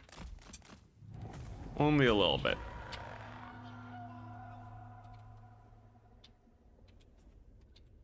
Not bad. It was a decent shot. Is charging not allowed? Charging's allowed. It just does basically nothing. It does almost nothing. What makes Gelt busted? Yeah, you can get basically infinite spell casting with Gelt. I believe his Searing Dooms can go down to like actually 1 or 0 Winds of Magic cost. And you can get the cooldown to basically be instant, so you just sit around and spam it until they're all dead. I've seen people do that to cheese settlement battles.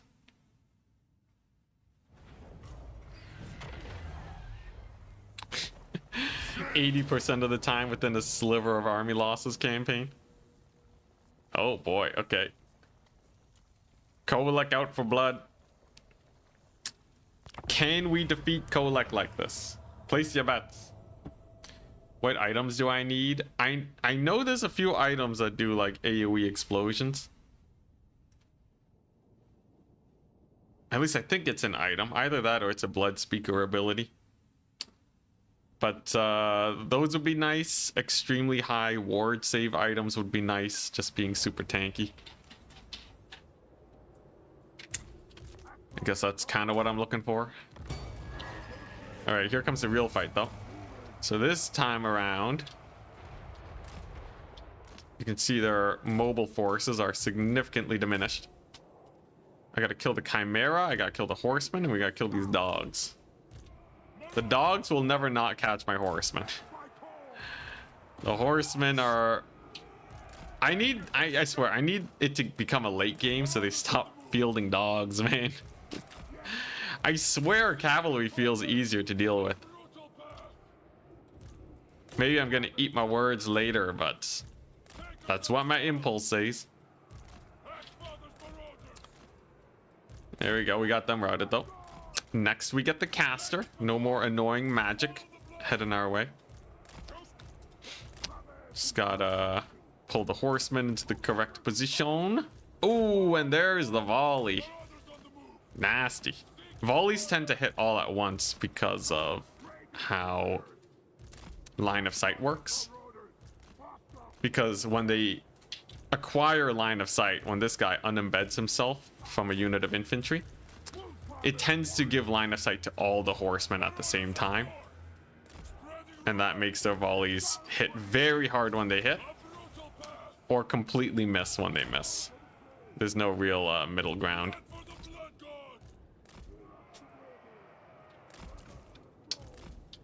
He is flying though, so he tends to go up into the skies and give line of sight every once in a while.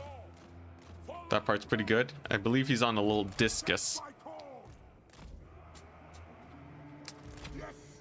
A little bit of chip damage on the far side. Looking decent. Yeah, he's slowly getting chipped away. There we go. Big damage. Your opponent in yesterday's tournament was asking how he could counter your Doom Ball of Fiends and Exalted Keepers with Coast.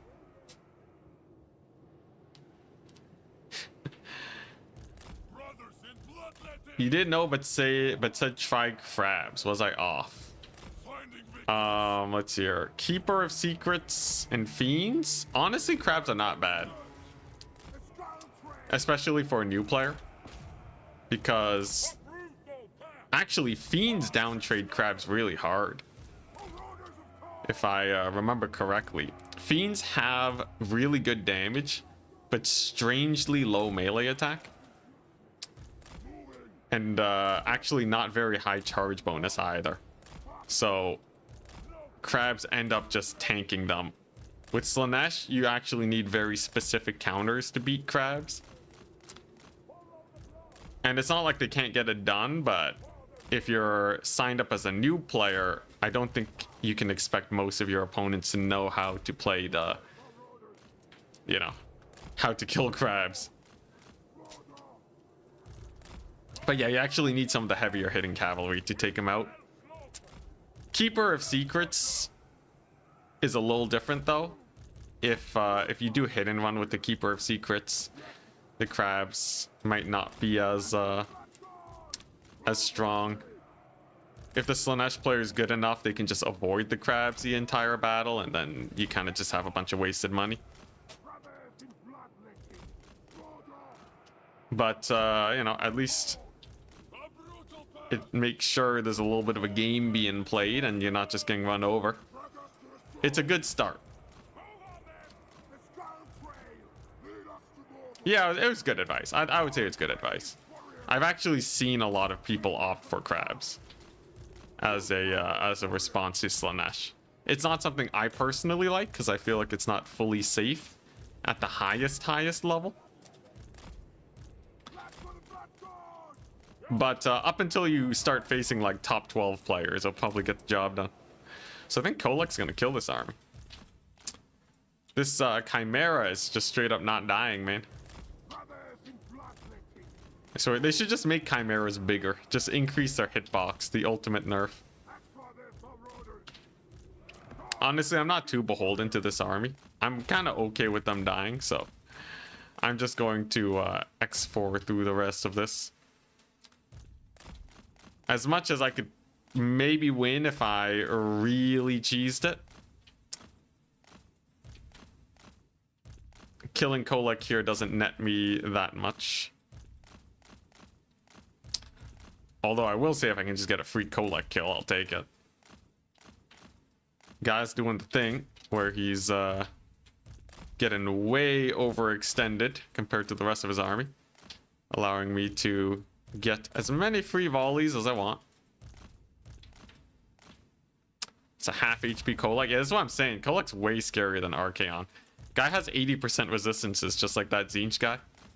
Imagine that, and he has a caster lord or caster hero that is even tankier than he is. How did I win that battle, man? Dude, that battle was insane.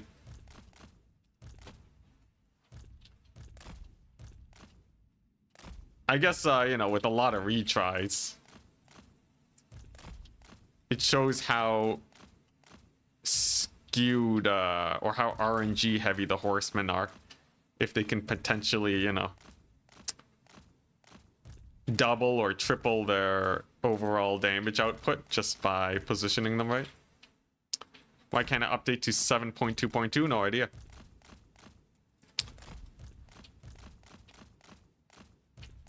Maybe you just have to is that a new update?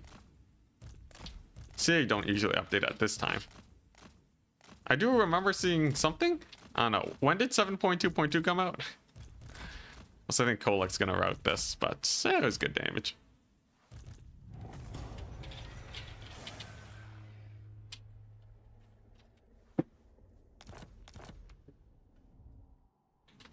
Make sure your hard drive has enough free space. They fixed that, right? Warhammer used to be a little... It used to be a little jank. Where you had to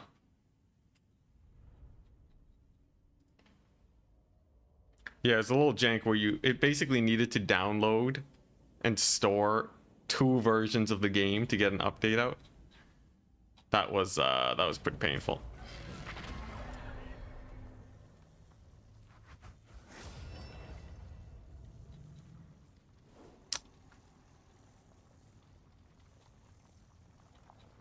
Okay, let's delete these files. You reminded me that I gotta clear my hard drive of some streams because I'm running out of space. It was last week? Last week and you still can't download it? Oh, that's a little bit of a problem.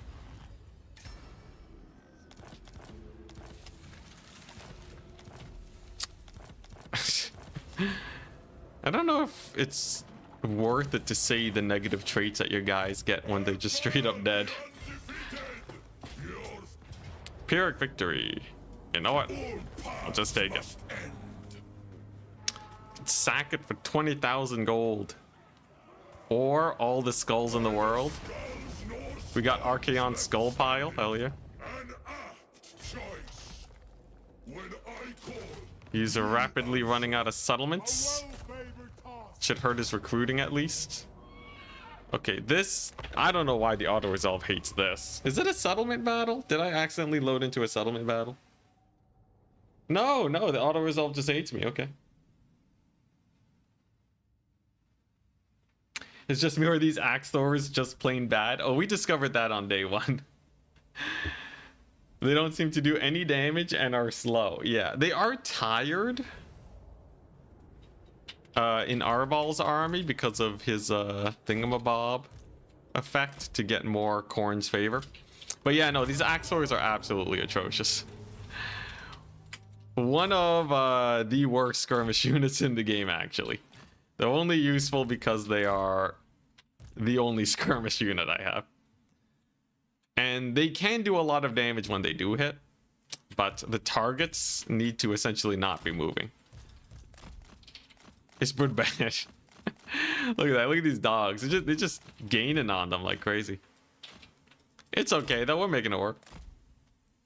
Does tired affect accuracy? I know it affects attack speed, doesn't it? Or does it not? Maybe it doesn't affect attack speed. Does it affect reload time? This game has so many mechanics, honestly. It's hard to keep track of them all.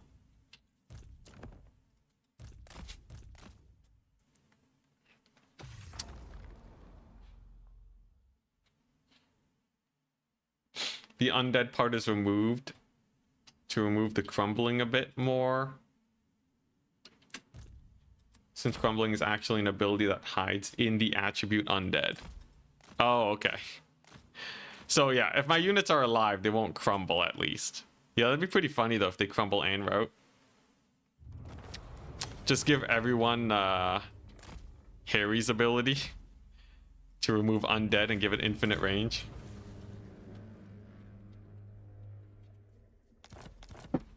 I don't think, honestly, I don't think it'll be that hard of a challenge. It's just like playing Warhammer, but you have slightly lower leadership. Rank affects, yeah, rank affects reload and accuracy, but does it affect, does tiredness affect accuracy?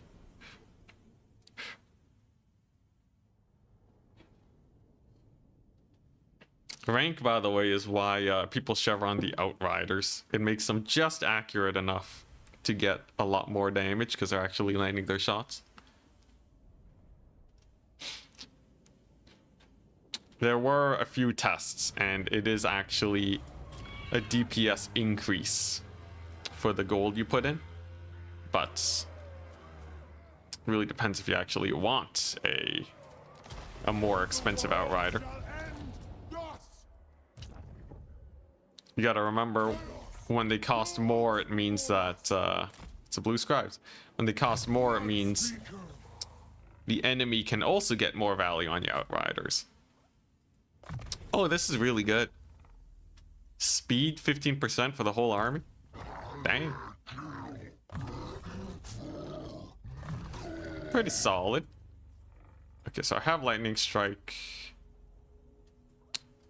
Red line doesn't do much for me. So I guess this is as good as it gets for Arbal. For a time. Arbal the undefeated. Do I want... Okay, so I have the slaughter guard just chilling. Do I want another unit to hold? I could use, like, the brutes of the hound. You think they can kill some doggos? They have no melee defense, man. There's no way they live. I might actually just try the Wrathmongers. You will fight. Survival is secondary. Finally, we got tier 4 cooking. Feels like it's been 50 years, and it's gonna take 6 turns to build. Khorne is Khorne. I should definitely think about just grouping up my armies together A mandate none may refuse. and just having them fight together, because this is gonna take ages otherwise. If I have to fight every single battle so carefully.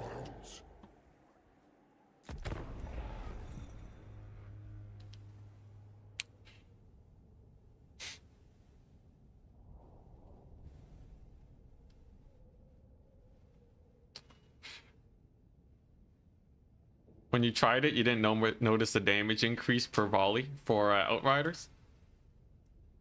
The reduced reload time did help them spend their ammo better. I can see that. Maybe combination of factors.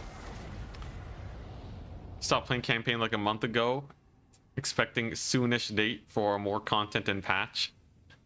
Yeah, CA's rate of releasing DLCs has very much so gone down over time. Khorne's greatest Okay, where the Kholek at? We got a little bit of a scary army over there. we answer. I know Kholek is somewhere in these lands, but he has yet to reveal himself. I sure hope he's not just beelining the settlement.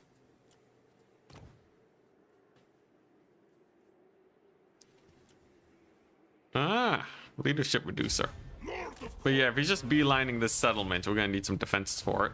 I gotta remember, my income is still negative 2. But I only need to fight a couple battles for it to go back up. Anyone else we want to fight? The Mask. Oh, okay. Rakarth. He has some bears. I do feel like the elves are not a terrible option. Even if they have a bunch of ranged. Yeah, Warhammer 2.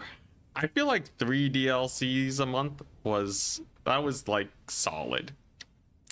You would always have another DLC to look forward to if they ever had one that wasn't as good. You know, there were a lot of hits and misses, but at least it wasn't dry. That's one of the reasons why we are working on multiplayer too. It's just because the multiplayer updates have equally slowed, and I'm just itching for content, so I'm making my own. I think it's time, by the way. Let's try it.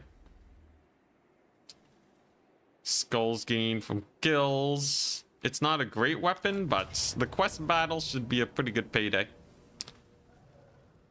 It really depends on the reinforcements they have. So, non-zero chance that they have a bunch of dog reinforcements and I just die. But if it's mostly melee, it's great. I'm also really interested to see how the Slaughter Guard and Wrathmongers do. Even if they are, like, you know, 90% less effective. How bad could it be?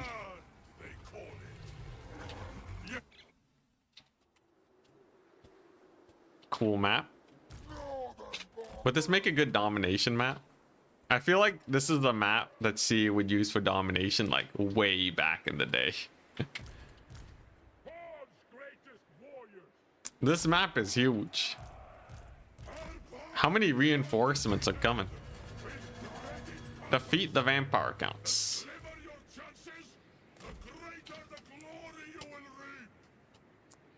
I guess there's no flanking on this map. There's a few things that are interesting though. Like the choke point isn't too choked up. It kind of it's like a bigger Eastern Isle colony. It's kind of what it feels like. Ooh, look at that. See, Axors can do damage in the right circumstances. The unit just has to be big and slow. Just has to be really, really big and really, really slow. Weak to fire is a nice bonus too. And then you can kill a single Vargulf with only 7 axe throwers. By the way, if you're wondering why I can't like click sometimes here. Oh, now I can. Weird. Okay. Sometimes like the terrain click hitboxes are bigger than advertised. Or was it because I was zoomed out too much? No, it looks like I can click here, huh? Weird. All right. Consider myself confused. But all right, let's see how good these Slaughter Guard are. In theory, they should hold a very long amount of time.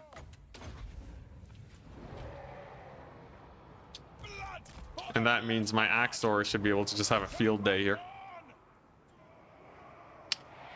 Got a tournament with the OG horrible domination maps.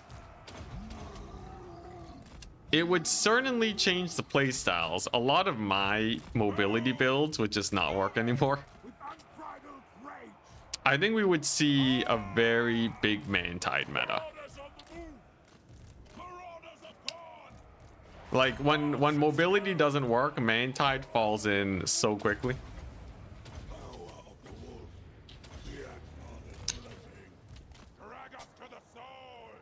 Do not allow our ball to be defeated or routed. Gotta specify. Look at this guy. He's weaving. He's juking. Yeah, where's the enemy army though?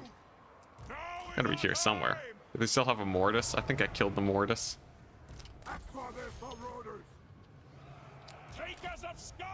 I swear the AI is so much better at dodging missiles just because it micros its units individually. In multiplayer, it's so easy to accidentally move in a straight line and you get wrecked. Alright, yeah, where are the reinforcements though?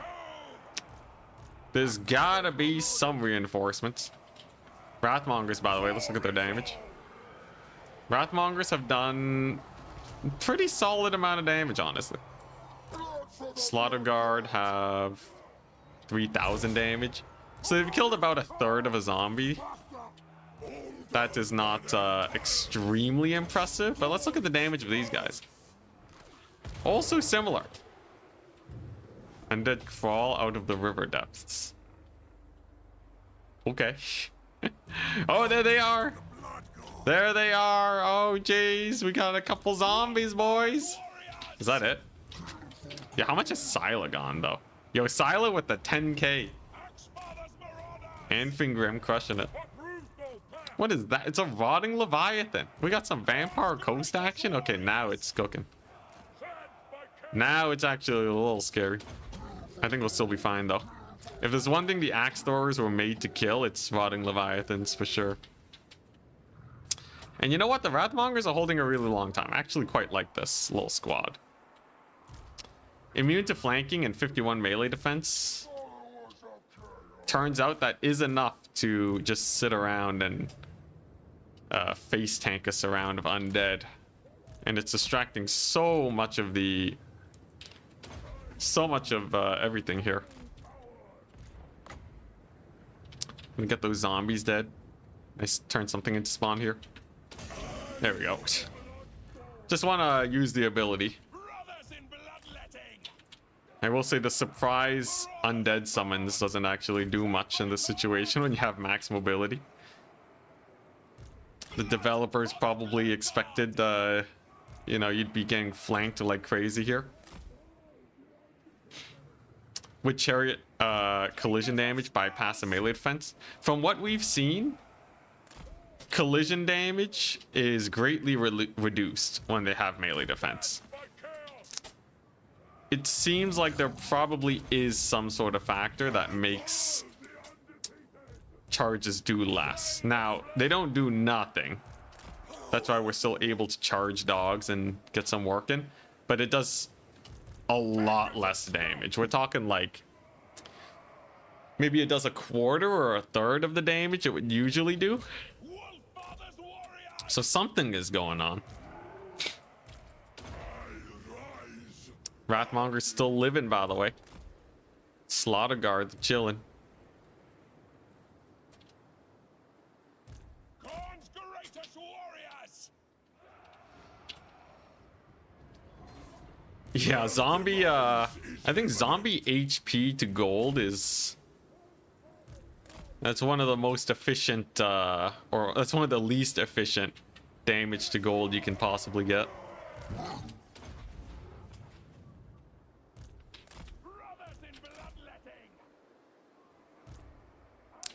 A little bit more damage and then we're done, by the way.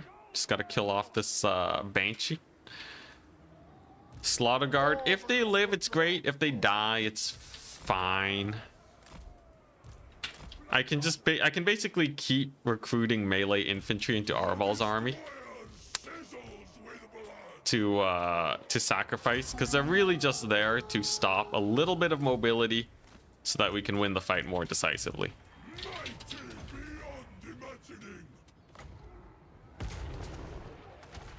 Come on, Arbal. Okay, can't spawnify much. Crab is dead, though. I think we should get them to army losses soon. As soon as this is dead. Let's take a look at the Wrathmongers. 9,000 damage. Very, very decent. And we got another unit to spawn, which I think actually pushed them into army losses. No, not quite. Although, maybe it's because it... oh, it's different factions, maybe? Kind of hard to tell. I think it pushed the vampire... yeah, it pushed the vampire counts into army losses, but not the vampire coast. Weird. Don't know how that works. But sure. How fast can I push the vampire coast into army losses then? It's a bunch of zombies. I thought allies army lost together. Ooh, that's a big explosion though. Look at Arbal, 40,000 damage. Even a little bit of AoE. Scylla, 32,000. Arbal did more with the Fury of the Blood God than Scylla. That's interesting. Army losses should definitely be hitting soon, by the way. GG. Nice. Okay, quest battle wasn't too bad. I think the Slaughter Guard barely survived too. I think, in general, Undead is... Undead's probably the easiest faction to face with this.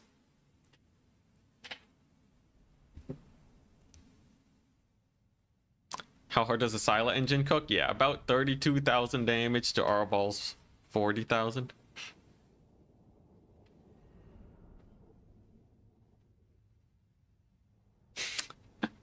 Burning Head should turn zombies into skeleton warriors.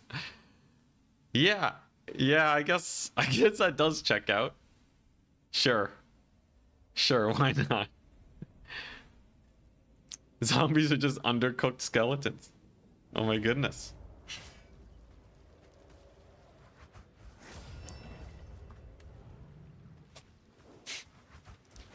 All right, nice. Yo, Rotting Leviathan got wrecked. So that was pretty good. Got a few more skulls cooking now. We got some casualty replenishment for Arbal. Not bad. Khorne's greatest champion. Not bad at all. So if I want to finish this campaign and escape this purgatory, I should probably focus on... getting yeah, settlements. Yeah, I should also probably deck out Scylla, like physical resist, maybe a cool weapon. Is Brass Collar even useful? It is. Damage resist, not bad. Wow, I really don't have a lot of items, do I? Hey, other trickster shard. Oh, hey, Arbol has the other trickster shard. So that means I can use Arbol to make characters easier to kill. Skulls for the skull throne!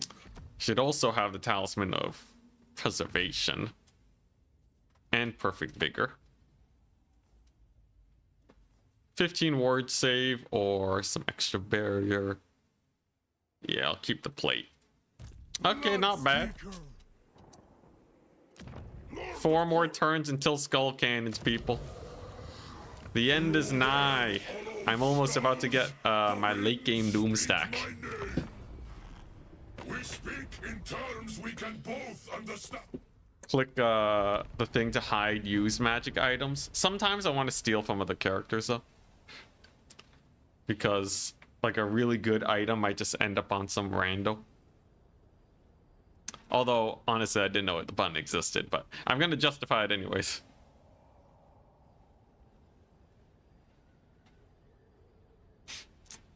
Can make a mod where if a unit is burnt and below 50% HP it turns into skeletons. It'd be funny, but I can't see where we'd use that mod. Turns ice trolls into regular trolls. You know, now you're making me kind of excited for just general changes to fire damage so that it is a little bit more interesting. So what is that? Am I really not able to reach this guy? Wow, AI. I can't believe it. They actually just perfect distanced me. That's rough. The AI should be programmed not to be like 1 pixel away. I feel like, you know, just give them a little bit of margin for error just to make it not feel so shilly. Is there an Archaon army? I could ambush.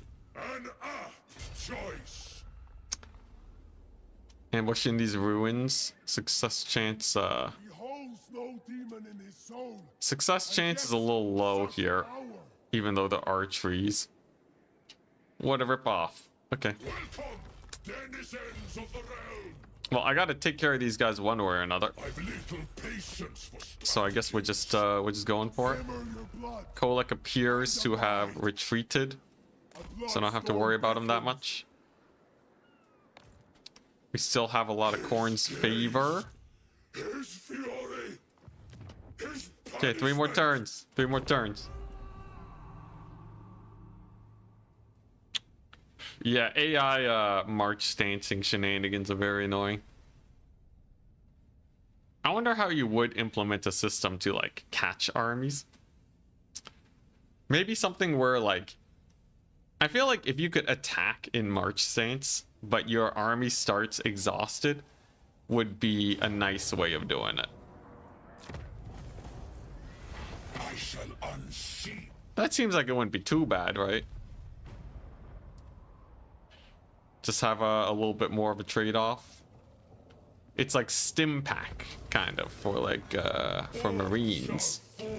You're weaker, but you can move faster. Although stim pack also makes them stronger, so that's kind of different. Okay, so I could lightning strike him. I can definitely take out this settlement. Easy peasy. I can burn some skulls. I think we'll just raise it. I did see Kholek is over here. He's pretty beat up though. The guy is not looking very good actually. I believe we can totally take care of him now. All wars are won in his name. A little scary, actually. We have a lot of enemies right now. I'm gonna see if I can deal with Archaon. How scary is this army? He has a bunch of pretty weak sauce infantry. The thing is, the regiments of renown, it gives him enough like random stuff where he just has a few scary things. But it's just Archie. He doesn't have the hero with them. He should be fairly killable.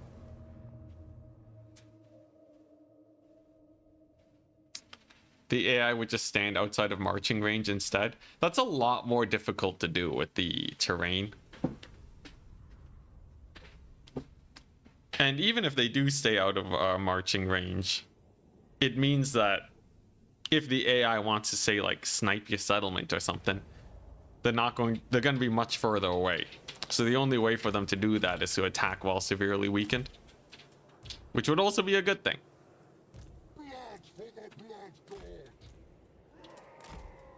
All right, let's try this. Let's get her done. We got this whole infantry glob over here. We got the horseman kite going. I got the Arbal interception squad coming in. Fairly good axe volley too, though I think they friendly fired a bit. Ooh, okay. Heralds of Excess chariots getting beat up pretty hard. Nice. Doggo's looking very worse for wear, actually. I just keep running back. We're good. And this little squad of dudes is gonna crush it, I guarantee. Okay, now here comes Archaon. Archaon, the absolute menace. Can I shut him down? Dog should be fine.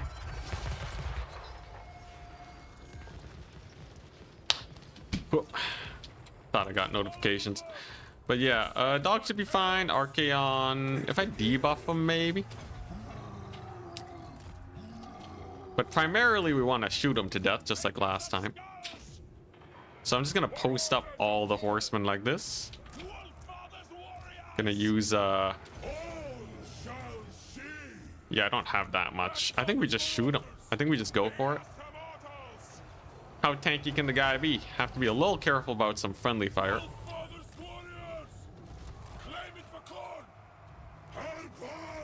I think I should probably peel off a couple of these guys. What if I leave just Scylla? It's a little awkward. I like how the Wrathmongers are just holding there, though. Okay, can we kill Archaon? Just right-click him. Power of 50 horsemen. It's 1,000,000 horsemen units. Looks like line of sight's working. A little bit of friendly fire on Scylla. But more damage to Archaon, which is the most important part. And okay, he will die. That went much more successfully than I thought it would. I guess Scylla's hitbox might be a bit better. In terms of, like some units, I'm pretty sure the way it works. Some units will have, like, kind of no-shoot zones around them. I think horse characters are the worst for this. But, like, it's a bubble where your ranged units won't shoot. I was a little worried that Scylla would be so big that my guys would be afraid of friendly fire. But thankfully that was not the issue. Got some spawn going too, hell yeah. The giant will be super easy to kill. Honestly, anything that isn't Kholek, man. Kholek, the true menace. And I think we can just save, yeah, we can finally save the Slaughter Guard. Gotta be a little careful about this fight. We're getting corralled into the corner a bit. Where are these? Hounds of the Blood Hunt. They're not normal dogs. I can't just run through them. Keep escaping, boys. All right, I think we're good. And now that we have this area secured, life will be a little bit better. Anything but Kholek, man. Let's see here. Yeah, we'll have Arbal's explosions. I don't think these guys can escape. And then what's left? Anything mobile? Mostly spawn. I think the Hounds of the Blood Hunt are probably the scariest unit. Also, are these guys unbreakable yet? No. I think I need them to be gold chevron to be unbreakable. Soon, but not quite. Oh, I think these guys were unbreakable. Whoopsies. Well, they're dead now. The rough thing about unbreakable in campaign is that if you miss micro, you just lose the unit.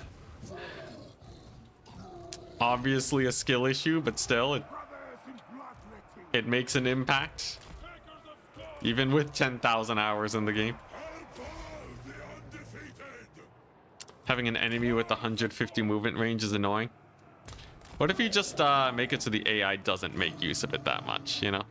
It's added to the game, but like realistically just the players use it. I guess that wouldn't be super... Well, no, they do that for a lot of mechanics. They do that for a lot of mechanics, actually. Yeah, just look at, I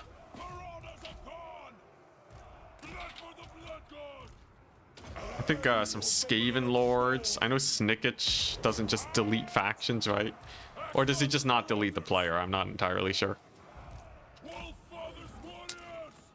What if you don't... What if it's not like... What if it just gives you like 30% more movement range and not 50% like March Stance? So you can still March Stance to avoid it. But you can't camp so close with like a super garbage army, right? I guess that still runs into the issue of it can be really hard to catch an army. But I feel like you should be able to corral them. It should be easier to corral them with just a little bit more move speed. Also rip Scylla. They served well. This army's still kind of nasty. Monk it down. I can make my Slaughter Guard unkillable for 20 seconds. I don't need to worry about Arbal living anymore, so we can take these liberties.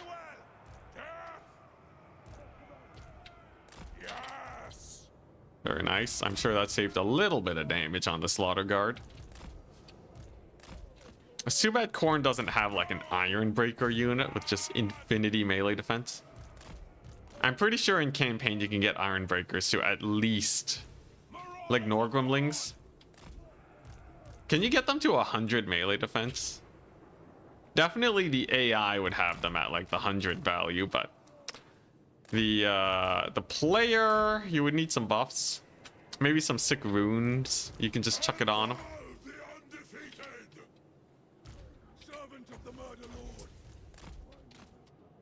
There's probably a way. I would be very surprised if it was impossible to get them to 100. But how difficult that would be, I don't know. Do I want to turn these guys into spawn? Probably not yet. This giant's kind of clobbering me, by the way. The guy does some big damage.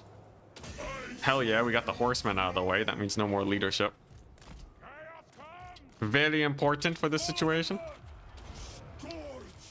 Okay, support character's gone, but I still have Arbal.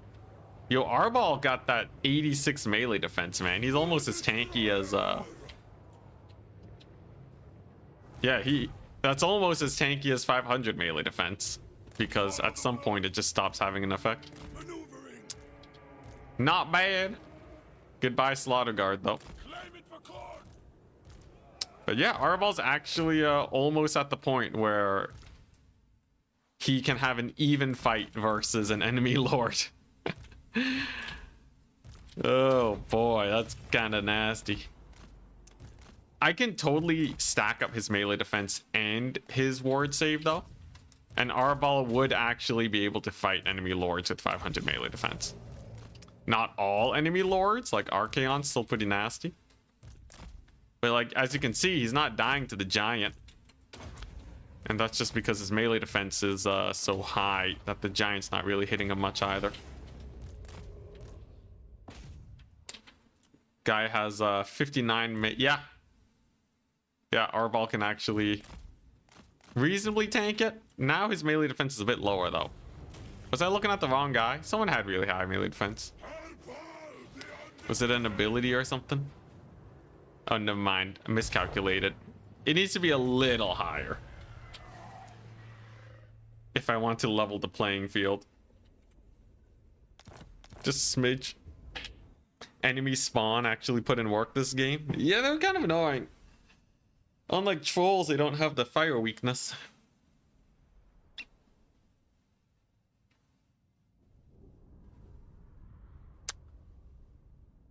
Are flame cannons fair game, or is the melee reload disqualified that? I am allowed to go in melee. It's just my melee doesn't do any damage, so skull cannons are allowed. I did disable diplomacy, or I'm not allowing myself to use diplomacy, which makes this a lot trickier. But otherwise, everything else fairly vanilla. I'm just using what tools I have at my disposal. Man, what a bloody battle, though. So Arbal got messed up pretty bad. The Blood Brute Behemoth, though, okay. Well, he can retreat. I think Archaon's down to his last settlement. So if I group up my forces, we can kind of just gang up on him and we'll be okay. Kholek's looking pretty messed up. And I will be able to get some tier 3 settlements. We're almost fully built up in this province. And the Chaos Dwarves like me. Oh yeah, just because I happen to fight a bunch of wars for them, okay. Not bad, not bad. I think we are in a stable situation. I don't think I'm gonna die anytime soon. But we are like 1 tier away from getting into a bad situation. I think like 1 war declared on me could mess me up pretty bad.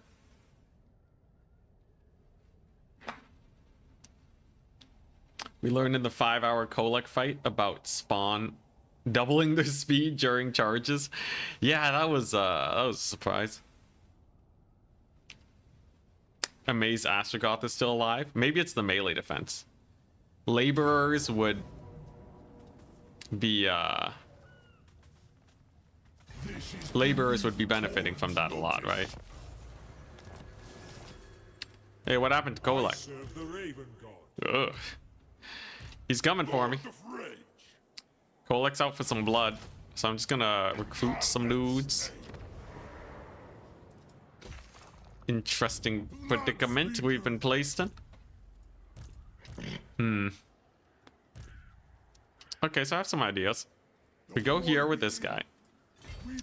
Arbal scoops up a couple of his horsemen so that he can do this attack. Got him to retreat. And this means it's probably just going to be a big Kholek fight. Oh boy, that's a lot of dogs. Okay, this is not bad though, actually. So I don't want to lose all my guys because I know a Kholek fight is coming. But because the AI is on defensive mode, if I use Arbal to kill off the dogs at the start, battle should be a lot easier. It's a choke point battle, okay. Once the cannons come into a fine surely. The cannons will be good versus the dogs, I think. Because they can shoot them before they start charging at ludicrous speeds. Throt. I think, I don't even know if Throt's alive. Anyways, he's too far away to really be a threat. I'll be okay. Okay, here's the play. Interesting that they advance right away. Are they just repositioning? No, they're not on defense mode. Okay. Kind of wild. We know Arbal's amazing, though. So he can be used to hold the gap. We'll just keep him right over here. Eat the Searing Doom. Whoopsie daisies. But just slam dunk the guy right in there. We'll see how this goes. Looks like most of them are just straight up ignoring me. Very unfortunate. I would love to just auto-resolve, but it showed a lot of my guys dying. It implies we'd be taking a lot of damage if I did do it. So we're sticking with this instead. Doggo's taking a decent amount of hits. Let's see if we can face charge these ones, get a bit more damage. We did ride off one with Arbal, so he Made life a little easier for my horsemen. And with this new wave, I should be okay. As long as they can get line of sight. I think that's what I'm most worried about. Always a chance the boys just cannot get any line of sight because there's too many dudes. That's the one thing you have to be a little careful of with so many range units. If I just post them up, surely they'll shoot something, right? They're axe throwers. They should be able to shoot over their heads. I got this guy who has a pretty sick AoE lull ability. Surely that should be able to kill a couple doggos. Where's he at? Yeah, here we go. So... yeah, let's just do it. There you go. It's kind of like a mini Mortis engine effect. It's not bad. I think I'm probably going to lose a lot of horsemen anyways compared to the auto-resolve. But I guess if I can't win the battle manually, do I really deserve to auto-resolve? What is that? Oh, Pestigore slow, I see. That's a little rough. This guy's going to need to get out too. A little bit of foul magic. We're almost done killing the dogs though. I think if I just push through here, they'll retreat and thus give me a gap to flee into. Little dog swarm on the far side being a menace. Jeez, what a... this map is not a kite map. This map is most definitely not a kite map. Alright, we're pulling back. We're squeezing through. A couple of aspiring champions are not going to do enough damage. Over here, we'll just move command them so they're getting some sort of shots off. Jeez Louise. This ain't good. I would hazard a guess that the reinforcements were actually bad for me. Now they're just causing mass routes, bro. Get back over here, man. What are you doing? It's the worst reinforcements I've ever seen. Have they even shot? They did 93 damage? Bro, something's wrong with the... something's wrong with the line of sight, man. How do you do so little damage? Alright, well, plan B. Let's disperse a little bit, and hopefully that helps us out.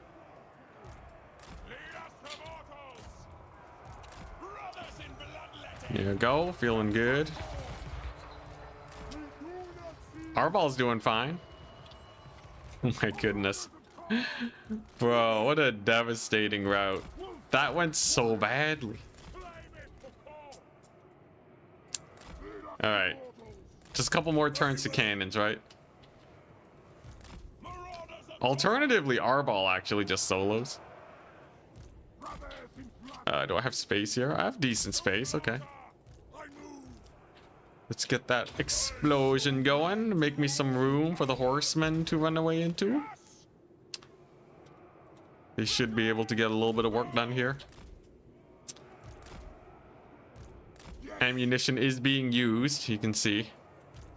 I don't think we're suffering the bug that makes your units just stop shooting entirely.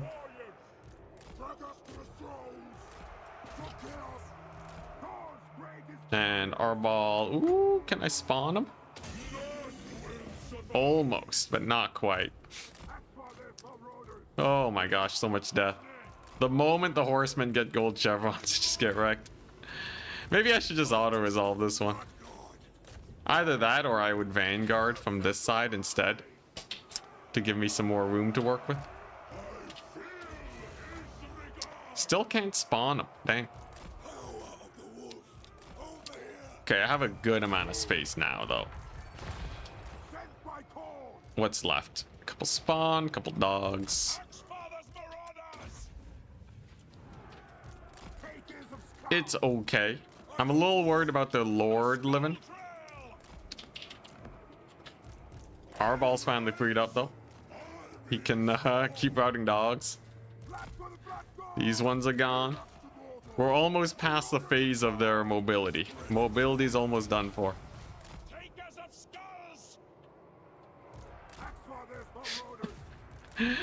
Oh man, we were so happy for the reinforcements.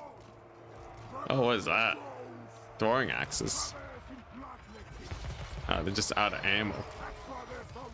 Fine by me.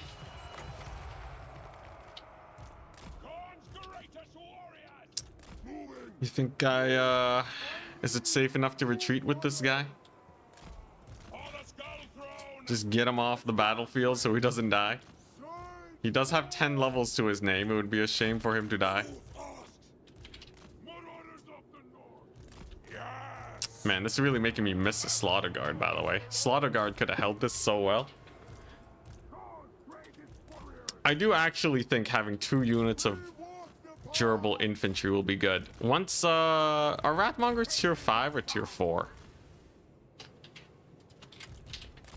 Because I would totally be happy to get them in here. A good Arball explosion.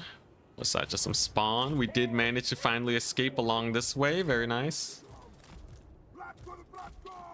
Run, little dude, run. I will say it's very nice to have a tanky Arball. I feel like for most of the campaign he's been quite squishy. Oh, this guy causes terror. Good to know. But yeah, if I just turn on skirmish mode and just X4, I think Arball will eventually get the job done.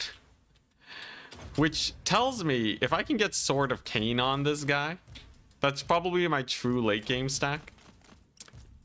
I did see earlier there was the Nemesis Crown. Obviously Arball with the Nemesis Crown would be really good too. I don't know if he's ever going to kill off this Lord though. This is way worse than auto-resolving. This is so much worse than auto-resolving, man. So Arball's unbreakable though. Guy's a menace. This army losses. Oh boy. Okay, I think actually though, if I just... Okay, now I have to win the battle. Just prove myself. If I just move the Vanguard point behind them, it's an easy win. Easy win. If I had some cannons there too, that would be glorious. I just need to get out of this tier 2 army business. Another good thing about the cannons is that they reduce the time I spend trying to unblob my units. Just having fewer units on the battlefield will do a lot. Maybe at 20 stack it. Nah, I should still have a couple horsemen. I wonder if the soul grinders are good though. I do still think about those soul grinders. Because there's actually a chance that in this mode they're really good. Because they won't die to dogs, right? Yo, does anyone have damage reflect on the Khorne roster? I almost wish I had 20 Pratons. 20 Pratons would unironically be a benefit to me here. Yo, can I not move that?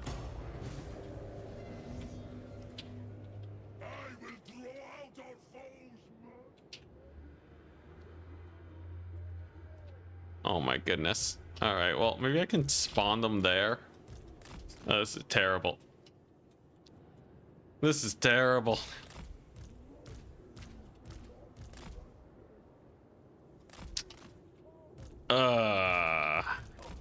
Crap. I'm gonna get dogged. I'm gonna get mega dogged.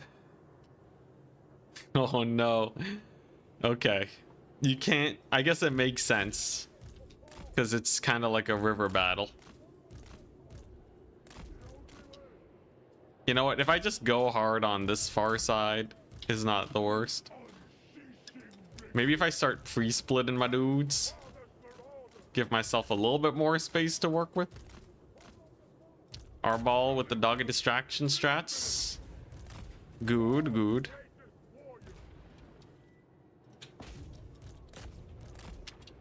There you go. He's routing them. Arball's showing that he's leveled up since the beginning of the campaign. Very nice. And then once we get these reinforcements in, there won't be that much to threaten them. And then we'll be good to go. Overall damage is okay. And I can give these guys a run around. If I can squeeze through this little forest here, I think that'll be enough to get them. Eventually, I should think about that ability that makes my entire army tired too. It kind of screws me real bad. Having just slightly slower cavalry is actually a lot worse than I would hope for. Reinforcement soon, at least. And I can use Arball for quick explosion. Here we go. How's this going? I wonder if I just give a right-click attack command if they'll shoot in combat. I know sometimes there's some fun shooting combat shenanigans. I do notice they're taking some damage when I do that. Maybe that's the secret tech. You get your Marauder Horseman into melee and then you just spam right-click instead of alt-clicking. Actually might be a 6 strat. I'll have to investigate more later. For now, though, Arball doing pretty good. Goodbye, horsemen, though. They gone.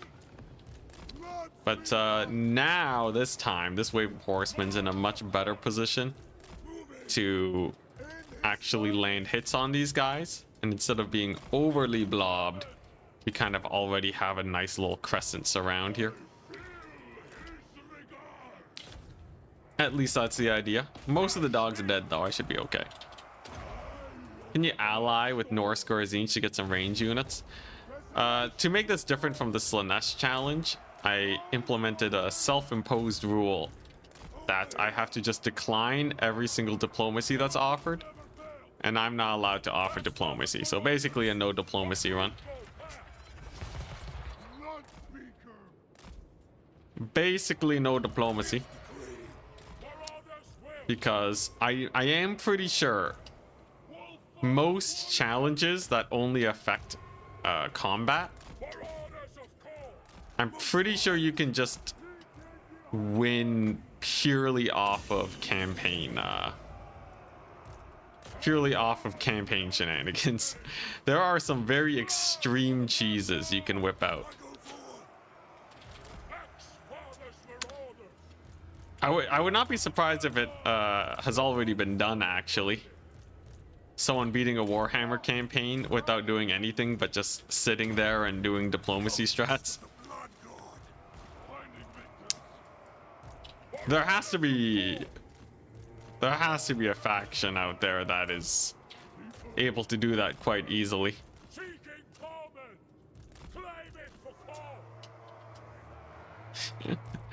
Watching me micro horsemen for hours on end. Truly peak content.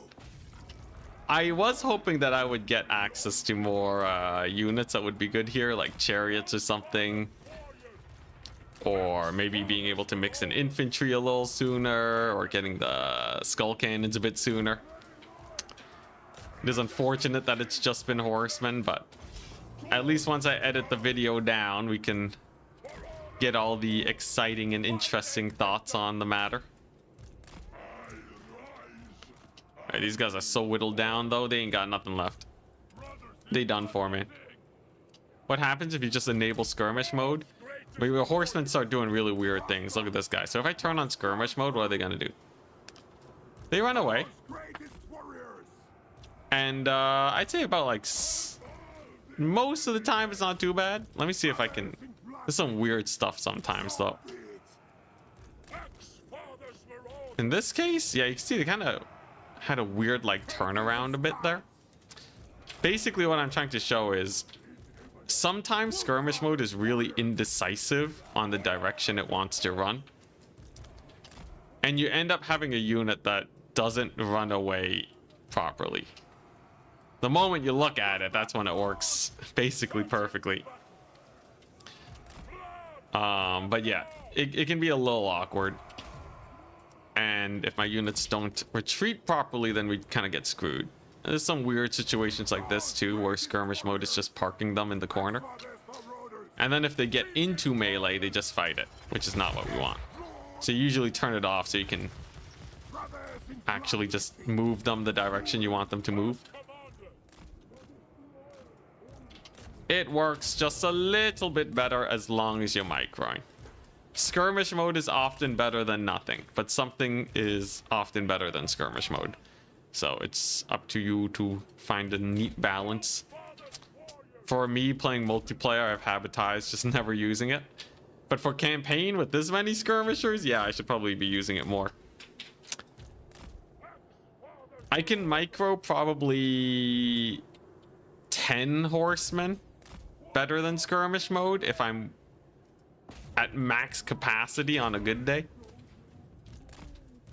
Any more and skirmish mode is probably better most of the time. Sometimes though, like, you know, when I'm selecting the unit and I want to move them somewhere, you know, it's just really annoying to turn skirmish mode on and off to get them to move. So it does give me some convenience.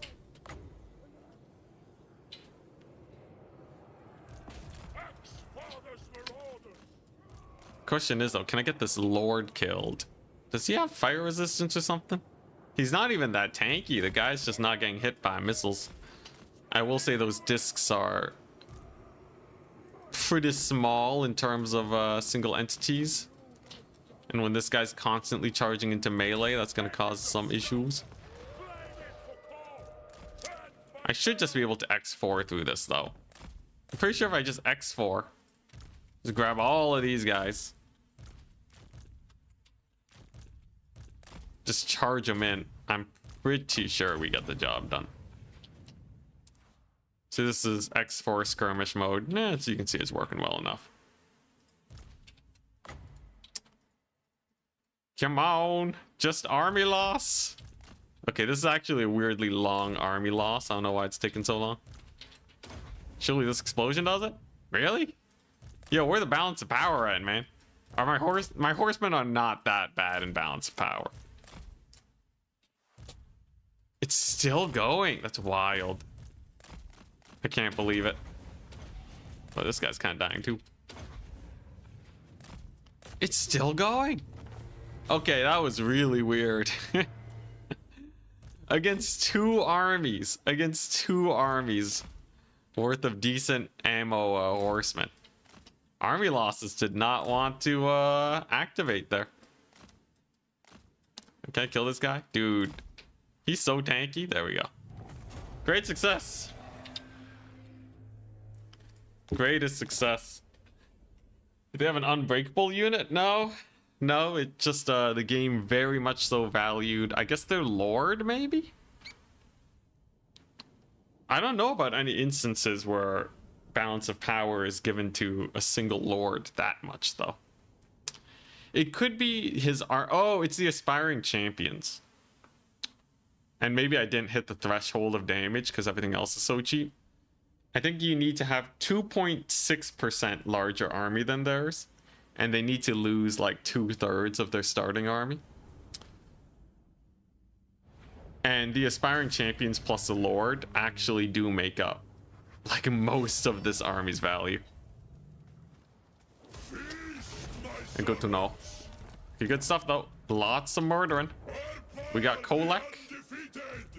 I don't have that many horsemen though, but I think I can probably debate him. If I go like here. If he does attack me, I'll just retreat. If he doesn't attack me, I have the other army chilling. This guy's annoying though. I would hate to lose territory. Nothing survives me. Maybe I can use R-ball to bait him out or something. His path shall set us free. I will say, having Kholek and Archaon on me is quite bad. Though, it looks like Kholek's kind of getting beat up. You dare to No, he just doesn't have that territory, I guess. Okay. What is this? dare order me? How do you get here? Kholek pulled a Hannibal. Something encroaches on Oh, crap. That's a real pain. No temptation but Slanesh. Your lord Okay, well, I'm gonna have to go back here. exalted of course. Where'd that come from, buddy? Warriors of course. Right before tier 6 too. What a guy. Truth is war. Okay, so I'm definitely gonna lose some territory. Faction leader's army heals immediately. I'll take that. Alright. Instantly replenishes movement range. There's some good stuff in here. Still brim with terror. But yeah, this has gone from a decent situation to a kind of sketchy. Kholek being an absolute menace. Yeah, I have the army tired debuff. That's been hurting me quite a bit. I don't want to run out of Khorne's favor though. I have an idea if they siege me, by the way. I can sit with the skirmishers outside and just blast them, kite them around while my towers do a bunch of shooting. Dang it, Kholek. As long as I hold on to the tier 4 though. The tier 2 settlements don't matter nearly as much. The land is infected. Alright, my dude. I can't believe it. Causing me this many issues. Destroyer of Khorne. Can I teleport here to save him? No, my capital's over there. Ugh. Jeez. We got another one of these armies coming in. Degenerates. Okay, at least the Norskins have left me alone. Champion. Kholek ain't looking too good too. So I can just fight him. And I have the skull cannon back. It's me firsthand. Lord of Rage. I'd say this is not too bad. Just have to put out a few fires. We did finally get tier 4 too. I can get soul grinders. You can get some real soul grinders going. That's not too bad actually. I would love to see how our soul grinder stack works actually. That would be very interesting. Definitely gonna need to fix the upkeep issues though. But I think we're gonna live. This Kholek's army didn't attack me there.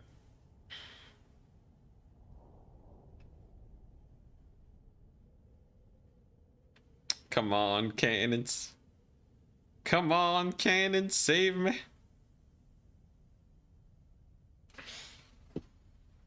Oh, Nelly.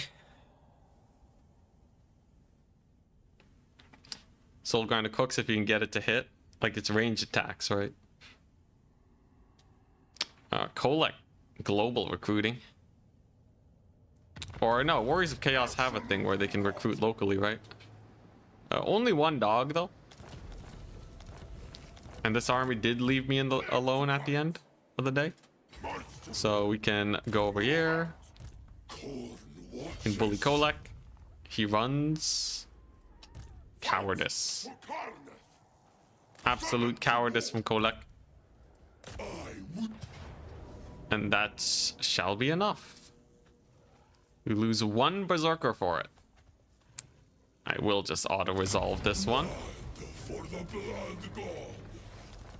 And then this settlement, I'm probably gonna lose it, but it doesn't matter that much. If I'm lucky, I can even save it potentially. No. Oh, it's so close, but he's barely not in range, man. Is there any way I can get, For the like, skull throne. just the slightest bit more range? Surely I have like an ancillary that gives something, right? Oh, I can use Banner of Hellfire, dude. Sick. That does a little bit of damage. I think it's usually a lot of people say it's very bad. But in this case, it may be just a little bit of damage for Arball to cook. I could just have an indestructible Arball too. Praise the blood god. There's still a non-zero chance that when I fully max him out, he'll actually be able to get some good fighting. Rewards for the mighty. He would need the Sword of Cain and the Nemesis Crown, but I think the possibility is very much there. Okay, this guy's not really doing much. That's good. Blood is true. We're doing okay. Maybe stabilizing. Khorne demands blood. Destroyer of Khorne. Maybe stabilizing. I just hope they leave the settlement alone. If they care about their own safety, they should just leave it alone. Survives me. Damage is damage. Let's see here. A soul grinder stack would do way better versus all these dogs I've been running into. The only thing I don't like about it is that it's like 50 times more expensive than the horsemen I've been recruiting. For a unit that is maybe only as good as the horsemen. It really depends though. They could very well be the best thing since sliced bread. I think this is weirdly enough one of those battles where Arball actually kind of solos. I almost want to just send him in. I forgot to quick save though. Yeah, gold situation's looking rough. I just need to win a couple battles and we'll be okay.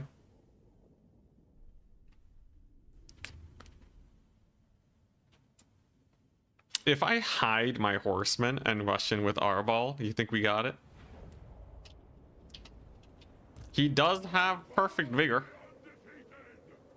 Arball no longer gets tired. So let's just let's just chuck him in. Fingers crossed, it's enough. So he has the Banner of Hellfire for a little bit of deeps. Okay, so they will know that I have these horsemen eventually. Let's see how much this does to the dogs. Wow, okay. Oh boy, that's not good. That's not very good at all. That's the Banner of Hellfire for you. I guess that's why people say it's bad. Did it do anything? It did barely any damage. At least we still have Fury of the Blood God. Okay, Skull Cannon, this one's on you. Blast him. A little bit deeps. Arball is unfortunately not cooking on his own either. Not the best of situations. Still though, if I can what is this? Why is he silenced? If I can kill off the mobility, it's still same situation as before. So we'll just disengage with Arball, clean up these guys, and we'll see how it goes. This is just a random foot character too. He's not especially terrifying. I think I can rout off these dogs too. Yeah, I think we'll win this, but heavy losses most likely. Oh dang, the dog's actually stuck around. Okay. Yeah, I can use my unbreakable horseman to hold the line at least. And Arball is free. He does have another explosion. It should be a pretty decent shot. Darn hill. We got by the hill.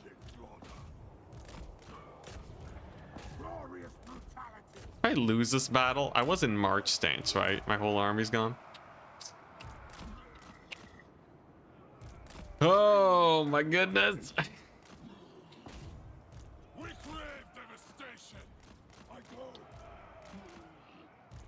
I got the So many dogs. I'm so tired of fighting dogs, man. battle. I'm so tired of fighting dogs. Also, the cannon is really... It has a hard time actually being able to shoot. I don't know how I feel about the cannon. I feel like soul grinders could be much better. This thing is just always dying. It's not fast enough, I think. I show you true power. We flee. Oh boy. Deter me. Older than empire. Yeah, this ain't looking good. I feel his regard. Let's take a look. Let's take a just a firm look of the situation. I do still have a lot of horsemen alive. They just need to kill off a couple more dudes. Probably like the dragon ogres, the manticore, and a couple more dog units, and we'll be okay. They are mostly unbreakable too, which is very important.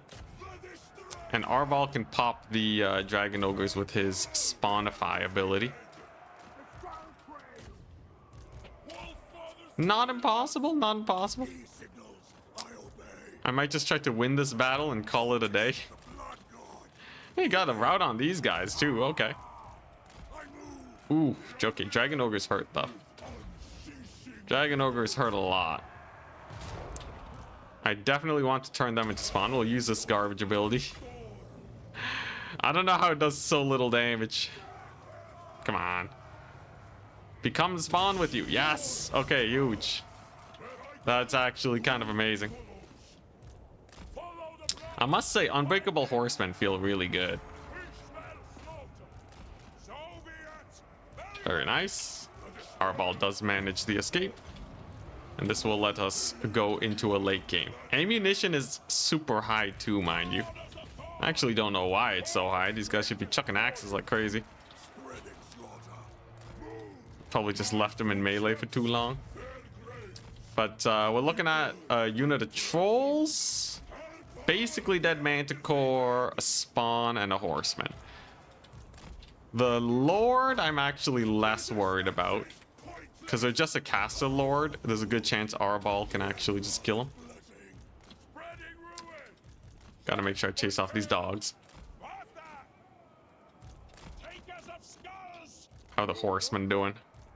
Horsemen are weirdly going into melee, no idea why. And this... it's okay. Oh, dang, he knocked the spawn down. Yo, Arbal's explosion has some heft to it. Nice, what an escape. Yo, that's pretty sick. That's why he's undefeated. He's so good at running away. Very nice. Okay, sick. And we got the horsemen. Hell yeah. Okay. Trolls are gonna die. Arbal's gonna live. I think we're in the clear. Amazing. Does ammunition goes down at the same pace even if you've lost entities, right? I still don't know why these guys have so much ammo. I think they were routing earlier, probably. Very nice though, Manticore dead. Send Arbal in there to hopefully kill off the horseman.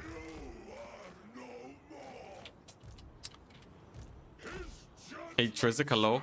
What do you mean nope? What's a nope? We totally got this, man. Except for, I guess that one Chaos Troll unit. Ammunition's too high, though. Too high to fail. I still got, like, 6 very battered and bruised horsemen. It actually is enough to kill the trolls. Not enough for the infantry, but that's what this guy's for. And I'm getting a call. 1 second.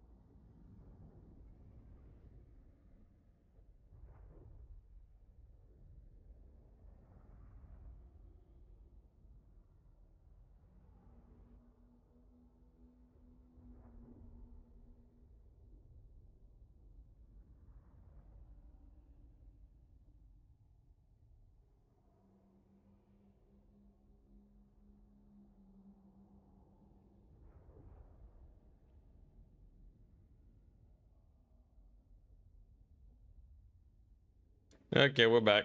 Yeah. This is a busy week, guys. It's a busy week. I will probably gonna finish this battle and call it a day, man. Oh man. Chair stream. Too few entities on the horseman. I think we'll be okay.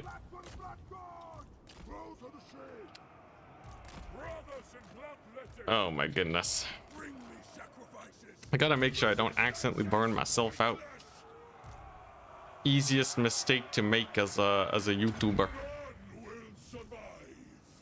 Okay, nice. Big explosion. Okay. Yeah, let's just finish this battle. Let's just finish this battle. And then I can call the stream. You can do just about anything in campaign. With this challenge? Oh, you're saying you thought it was a multiplayer challenge. Yeah, as a multiplayer challenge, you'd basically be playing Khorne with like 6 units total, maybe 8 units.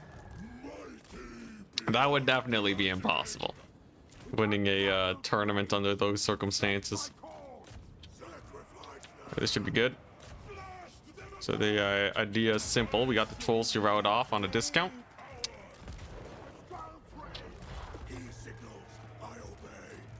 Should be pretty simple chasing them off. How do you slow this guy? Ah, acquiescence. But yeah, once these guys are gone, there's really not much left. Almost everything left is unbreakable too.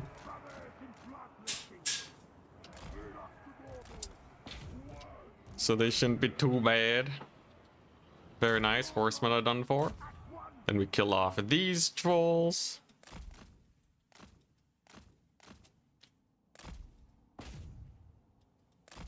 Very nice. Okay, and now it's just the long infantry grind. Very good. I think those guys will probably rally, but they'll be too low to actually do anything meaningful. Especially because our ball can just rout them off. There's the Lord. Can I bully him? Actually, I think we can kill the Lord if I'm lucky. He's a little exposed. What are you doing there? He's just trotting along. Our ball has like no chance of hitting him. So I'm just gonna stick with the horseman. But, okay, nice. A few free hits while he was just walking for some reason. Weird AI behavior. But anyways, time for the real fight. The real grind. We use our ball's ability 50 times. And hopefully we don't get army lost.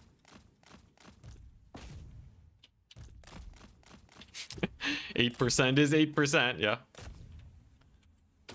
Oh, that'll be a good explosion. Nice. Yeah, we totally have enough ammunition here. Trolls and spawn are actually way easier for me to deal with. It's actually crazy how big of an army we can kill once the mobility is dead. Big explosion from our ball. Got the spawn going. And then once his last explosion hits, we're done. And he can probably outduel this random caster. I just wish this ability did a bit more. It actually does almost nothing. It's crazy. We're talking like a couple hundred damage at most.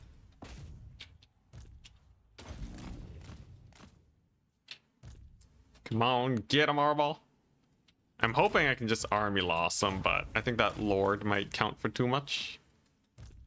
I might need to turn off fire at will.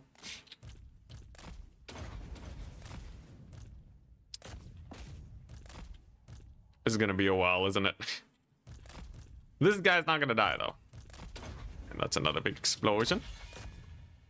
There's another one of those banners of hellfire.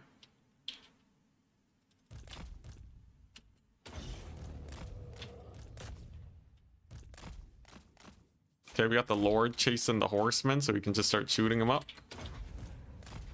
Okay, maybe we can bully him a bit with the horsemen. I will say I do hate these caster lords. They just won't sit and fight. I'll just leave him for last then. There you go. Big murderage. Hey, Arbal actually landed a hit. Holy crap. What? He landed another hit. Insane. Yo, is the SE single entity chance to hit higher or something? Or did I just get real lucky? We just got 2 back-to-back hits with Arbal against 500 melee defense. Crazy. Well, nice. Great success. Well, there you go. Alright. Not bad. I am gonna call it a day. Just a nice mini stream, a little bit of campaign. Tomorrow we're gonna do some tournament action. We got 2 DLC keys, one for top 4, one for just participating in the tournament. So look forward to that. And yeah, hope you guys have a great time. I am going to get myself some rest. Peace out. Have a wonderful rest of your day, people. Bye bye.